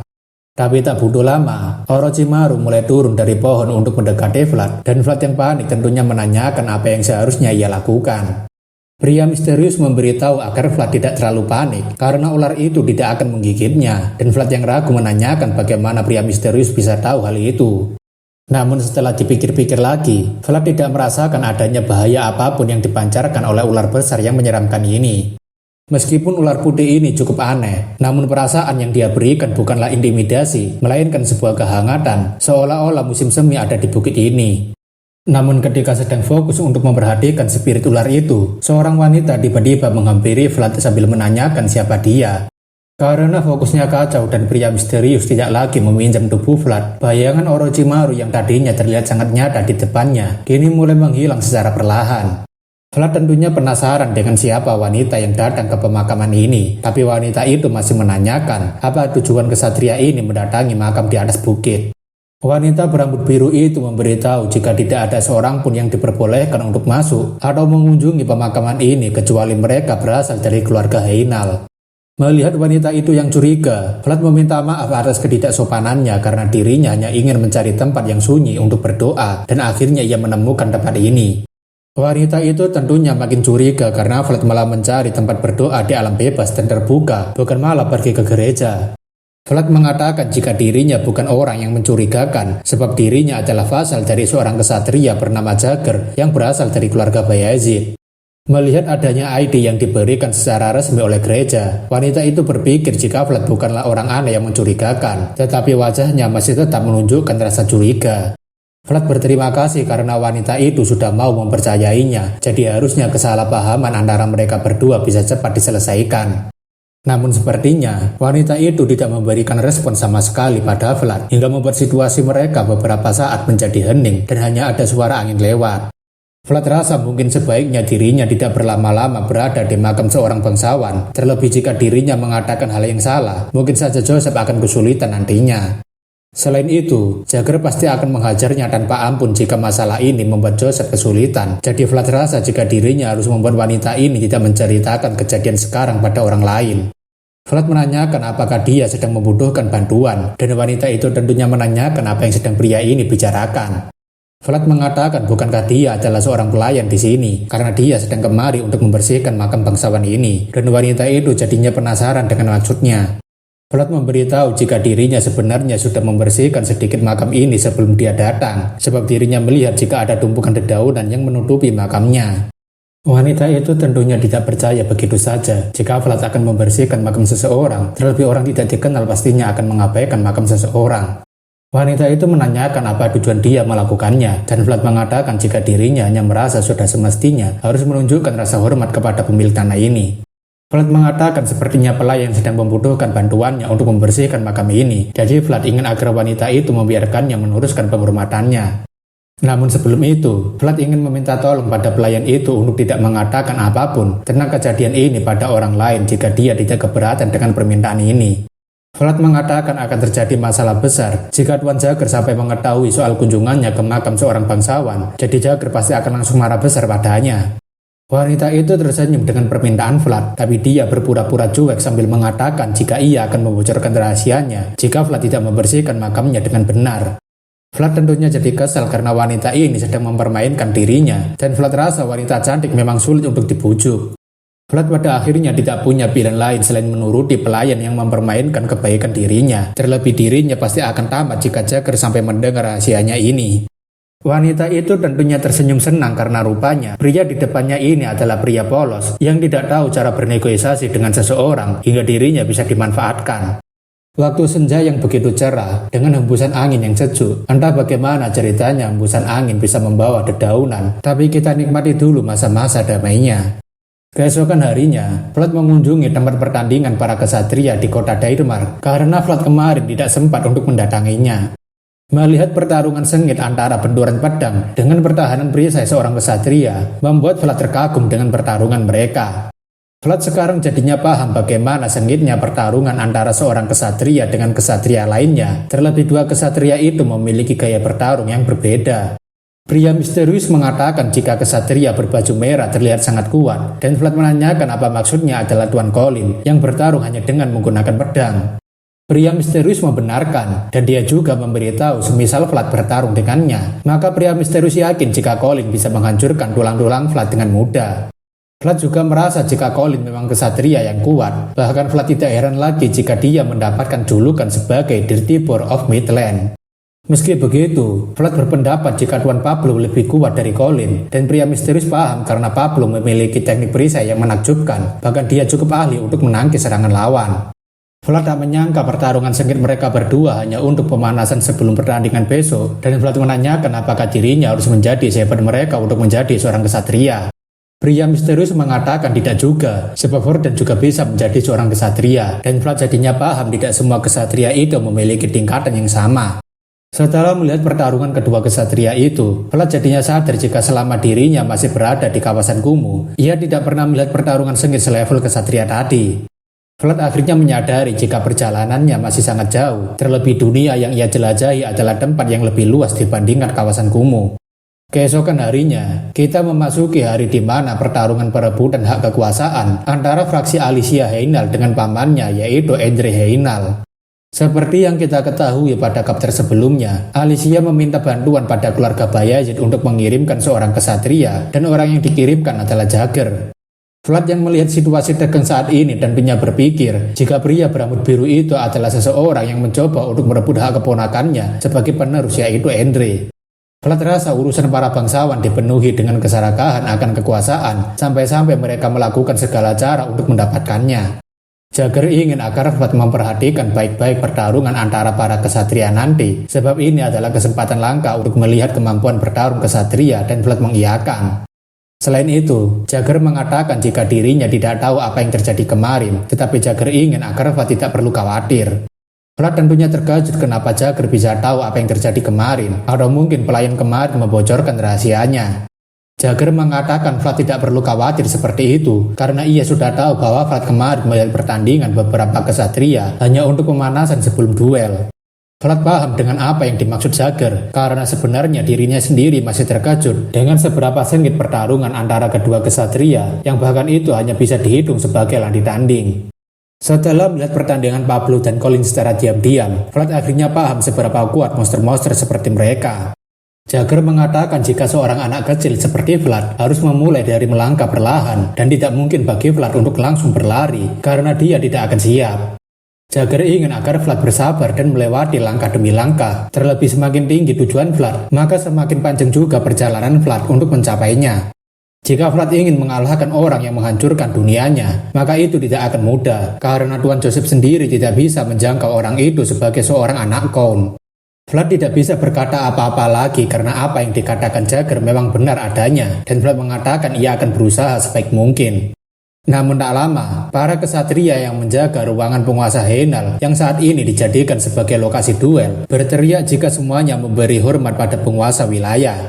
Vlad tentunya penasaran dengan siapa Master Heinal karena selama ini Vlad belum pernah bertemu dengannya, terlebih ia mendengar jika Master Heinal adalah seorang gadis muda. Seorang wanita dengan gaun berwarna biru dan juga berambut biru kemudian memasuki ruangan duel, di mana Vlad sangat terkejut karena pelayan itu adalah Alicia Heinal. Vlad rasa karirnya sekarang sudah berakhir, dan pria misterius mengatakan sebaiknya mereka menambahkan daftar kejahatan Vlad yang menghina seorang bangsawan penguasa wilayah dengan sebutan pelayan. Sebelum pertandingan dimulai, posisi kedua fraksi antara pendukung Alicia dan Endre sudah ditentukan, di mana sebelah kiri diisi pendukung Alicia dan sebelah kanan diisi dengan pendukung Endre. Namun ketika sedang berjalan menuju kursi penguasa Heinal, Alicia secara tidak sengaja bertatapan mata dengan Vlad yang sebelumnya pernah ia temui di makam. Alicia yang sudah mengenal Vlad terlebih dulu tentunya memberikan tatapan dingin padanya karena Vlad sebelumnya menyebut dirinya sebagai seorang pelayan. Vlad tentunya merasa sangat sial dan kepanikan karena penguasa Heinal rupanya masih mengenalinya, terlebih dirinya menyebut penguasa Heinal sebagai seorang pelayan. Meski Alicia memasang wajah dingin di depan Vlad seperti tadi, tetapi Alicia sekarang tampaknya sedikit tersenyum karena merasa tingkah Vlad sangat lucu. Akan tetapi, Alicia kembali memasang wajah menyeramkan di depan semua orang setelah dirinya menduduki kursi penguasa. Hal ini dia lakukan supaya orang-orang tidak meremehkannya meskipun dia seorang wanita. Seorang pendeta kemudian mengatakan akan memulai acaranya karena kedua parti dari duel kali ini sudah menempati posisi mereka masing-masing. Pendeta juga mengatakan para dewa yang menjaga tempat ini akan menjadi saksi dan kemenangannya akan menjadi bukti atas duel yang mempertaruhkan segala sesuatu. Pertarungan perebutan kekuasaan ini akan diwakilkan oleh 3 orang kesatria dari masing-masing pihak, di mana Joseph berada di pihak Alicia, sementara kesatria Colin dan Pablo berada di pihak Endre. Ada yang mengatakan jika darah bangsawan itu biru, yang artinya memiliki tanggung jawab, tugas, dan karma yang tidak bisa dilakukan oleh darah merah yang hangat. Tetapi karena Alicia adalah seorang wanita yang masih muda, semua orang menganggap jika dia masih belum siap untuk menjadikan darahnya dingin. Meskipun awalnya sudah menunjukkan wajah dinginnya pada semua orang, namun pada akhirnya dia tidak bisa mempertahankan raut wajahnya, atau bisa dibilang darah Alicia tidak sedingin itu. Alasan kenapa Alicia memilih untuk menyerah adalah karena dia tidak tega melihat kesatria tua yang berada di pihaknya terus-terusan menerima serangan hingga hampir sekarat. Namun sebagai seorang kesatria, Duncan memiliki harga diri dan kehormatan untuk selalu menjadi pedang bagi pewarisnya. Jadi Duncan mengatakan jika ini masih belum berakhir.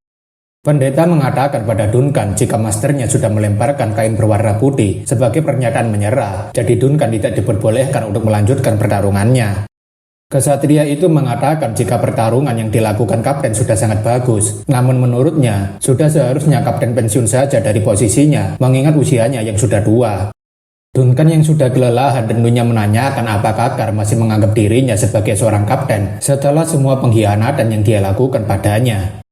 Duncan dengan susah payah membesarkan dan mendidik Carr untuk menjadi masa depan keluarga Haenel, namun ia tak menyangka jika Carr akan mengkhianati masternya sendiri.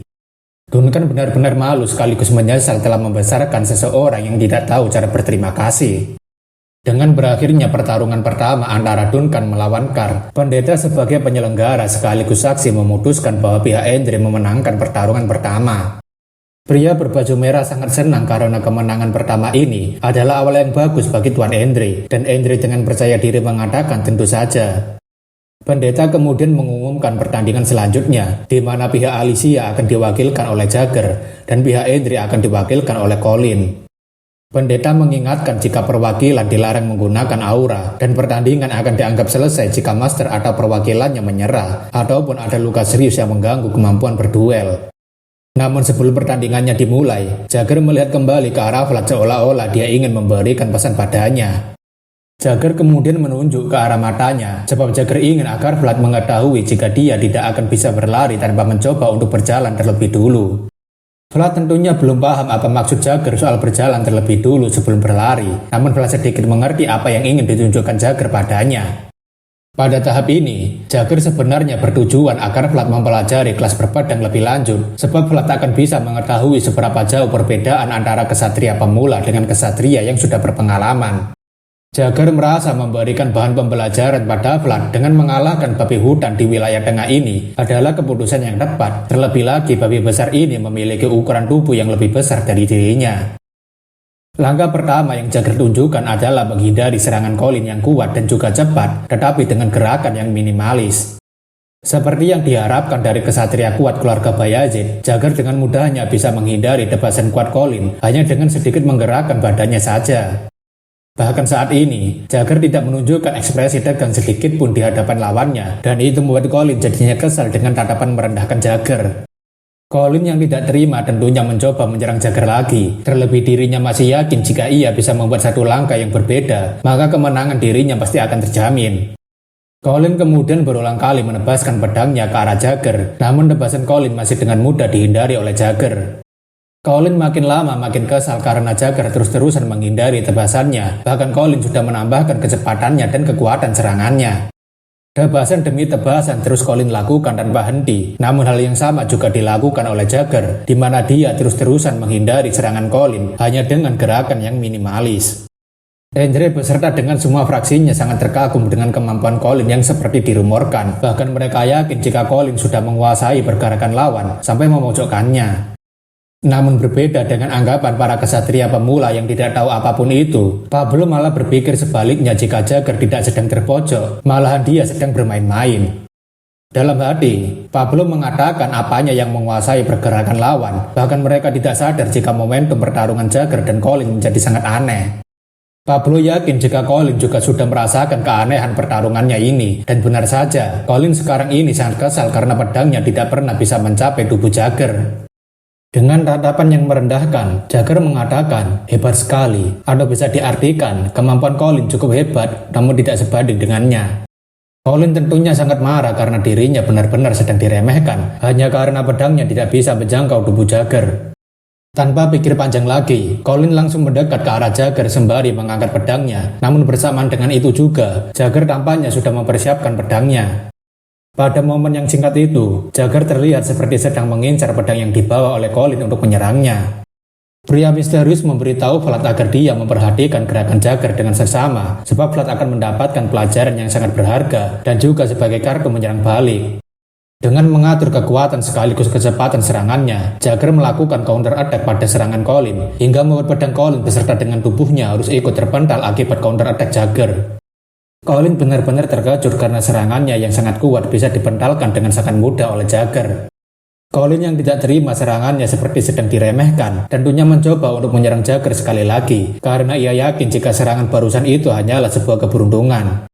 Tebasan demi tebasan terus Colin lakukan pada Jagger, namun Jagger dengan mudahnya memblokir semua serangan Colin, dan pria misterius memberitahu jika itu disebut sebagai counter attack. Pria misterius juga menjelaskan perbedaan kekuatan Jagger dengan Colin sudah terlihat jelas, bahkan dengan counter attack, Jagger sedari tadi sudah membuat celah untuk menyerangnya. Vlad benar-benar takjub dengan teknik counter attack yang dilakukan Jagger, bahkan Vlad paham jika teknik ini bisa menciptakan sebuah celah setelah memblokir serangan dan melakukan serangan lanjutan. Pria misterius juga mengatakan jika Jagger sedari tadi tidak serius melawan Colin, sebab Jagger hanya ingin menjadikan Colin sebagai bahan demonstrasi agar Vlad bisa memperhatikan bagaimana caranya menggunakan counter attack. Saat itu juga, Colin menyadari jika orang yang dilawannya ini berada di level yang sangat jauh berbeda dan jauh di atasnya. Colin sekarang mencapai suatu kesimpulan jika Jagger bukanlah seorang kesatria yang bisa ia lawan dengan levelnya saat ini. Bahkan Colin merasa level Jagger sudah terlalu tinggi sampai terasa tidak bisa dilawan. Menyadari jika dirinya tidak akan bisa menang meskipun berusaha dengan keras, Colin pada akhirnya menyatakan untuk menyerah. Dengan pernyataan menyerah dari Colin, pendeta mengumumkan jika pertandingan kali ini dimenangkan oleh perwakilan dari Alicia, dan itu buat Alicia jadinya lega. Andre sekaligus dengan pendukungnya tentunya merasa sangat kesal dengan kemenangan yang diterima oleh Alicia, sebab itu akan semakin menghambat kemenangannya. Jagger sendiri tahu jika para pendukung Andre pastinya akan memberikan tatapan penuh kebencian padanya, tetapi Jagger rasa itu bukan urusannya. Jagger kemudian menanyakan pada Vlad apakah dia tadi memperhatikan pertarungannya dengan Colin dan apa yang Vlad dapatkan dari pertarungannya tadi. Vlad berterima kasih pada Jagger karena sekarang ini ia mengetahui salah satu teknik yang dapat membantunya untuk membuat celah dalam pertarungan. Sekarang kita masuk ke pertandingan terakhir yang akan menentukan siapa pemenang dari pertarungan perebutan posisi penguasa Deirmar antara pendukung Alicia dengan pendukung Andre. Pablo kemudian memperkenalkan dirinya sebagai Pablo dari Arnstein, tetapi pria berambut ungu malah mengatakan jika Pablo terlalu kaku, padahal mereka berdua sudah saling mengenal. Pablo sekali lagi dengan serius memperkenalkan dirinya sebagai Pablo dari Arnstein, sebab inilah tradisi yang harus dilakukan oleh seorang kesatria sebelum melakukan pertandingan terhormat. Pria itu tentunya tidak ada pilihan lain selain memperkenalkan dirinya sebagai Juber dari Sazar. Bila dari wajahnya saja, orang ini tidak ada serius-seriusnya sama sekali. Pria misterius mengatakan jika Alicia cukup pintar untuk menemukan bawahan yang bagus, sebab Pablo dan Colin berada di level yang sama, tetapi Juber berada satu tingkat di atas mereka berdua. Pria misterius yakin jika ini akan menjadi kemenangan untuk perwakilan pendukung Alicia, sebab Pablo bukanlah tandingan orang ini. Namun ketika pertandingan dimulai, Alicia sangat terkejut dengan pose yang dilakukan oleh Juber, padahal pertarungan mereka sudah dimulai. Bukan tanpa alasan, pose yang dilakukan Juber adalah dengan menundukkan punggungnya, sekaligus melipat tangan kirinya ke belakang dan mengulurkan tangannya ke depan. Joseph benar-benar terkejut karena Juber tiba-tiba melakukan pose seperti itu, sebab tindakan seperti itu artinya mengucapkan selamat tinggal. Hanya ada dua kemungkinan, antara dia meremehkan musuh, atau Juber berencana untuk mengucapkan selamat tinggal pada masternya. Benar saja, pria itu kemudian mengatakan jika dirinya, Juber dari keluarga Sazar, mengundurkan diri sebagai perwakilan pendukung Alicia dalam pertandingan ini. Alicia, Jagger, Vlad, dan juga Duncan tentunya sangat terkejut dengan pernyataan menyerah dari Juber dalam pertandingan duel yang terhormat ini. Tak hanya mereka, bahkan Joseph sangat marah mendengar perkataan yang dilontarkan oleh Juber, seolah-olah mereka sedang mempermainkan pertarungan suci ini. Andre dengan gembiranya menyambut pengunduran diri yang dilakukan Juber, dan Andre rasa jika pemenang dari pertarungan perebutan kekuasaan ini sudah bisa diumumkan. Joseph benar-benar memasang wajah yang sangat marah karena rupanya Andre sedari awal memiliki 4 kartu, di mana satu kartunya selama ini bersembunyi di antara mereka. Dengan lantangnya, Andre menyuruh agar Alicia mengakui bahwa dia adalah anak haram dari luar pernikahan, dan Andre ingin Alicia mengakui bahwa dirinya adalah satu-satunya keluarga Heinal yang pantas untuk memimpin. Joseph mengatakan jika pertandingannya masih belum berakhir, dan Andre mengatakan jika kesatria yang mewakili Alicia sudah menyatakan menyerah dalam duel. Andre mengatakan jika ia memahami perasaan Tuan Joseph, tetapi Andre ingin agar Tuan Joseph menyadari jika duel hari ini sudah selesai dengan kekalahan pihak Alicia. Joseph mengatakan jika duel ini tidak akan berakhir sampai dirinya yakin bahwa pertarungannya selesai dengan cara yang benar. Joseph mengatakan jika keluarga Bayaji tidak punya niatan sedikit pun untuk menerima hasil yang diputuskan oleh Andre, sebab mereka bahkan belum sempat melakukan duel penentunya.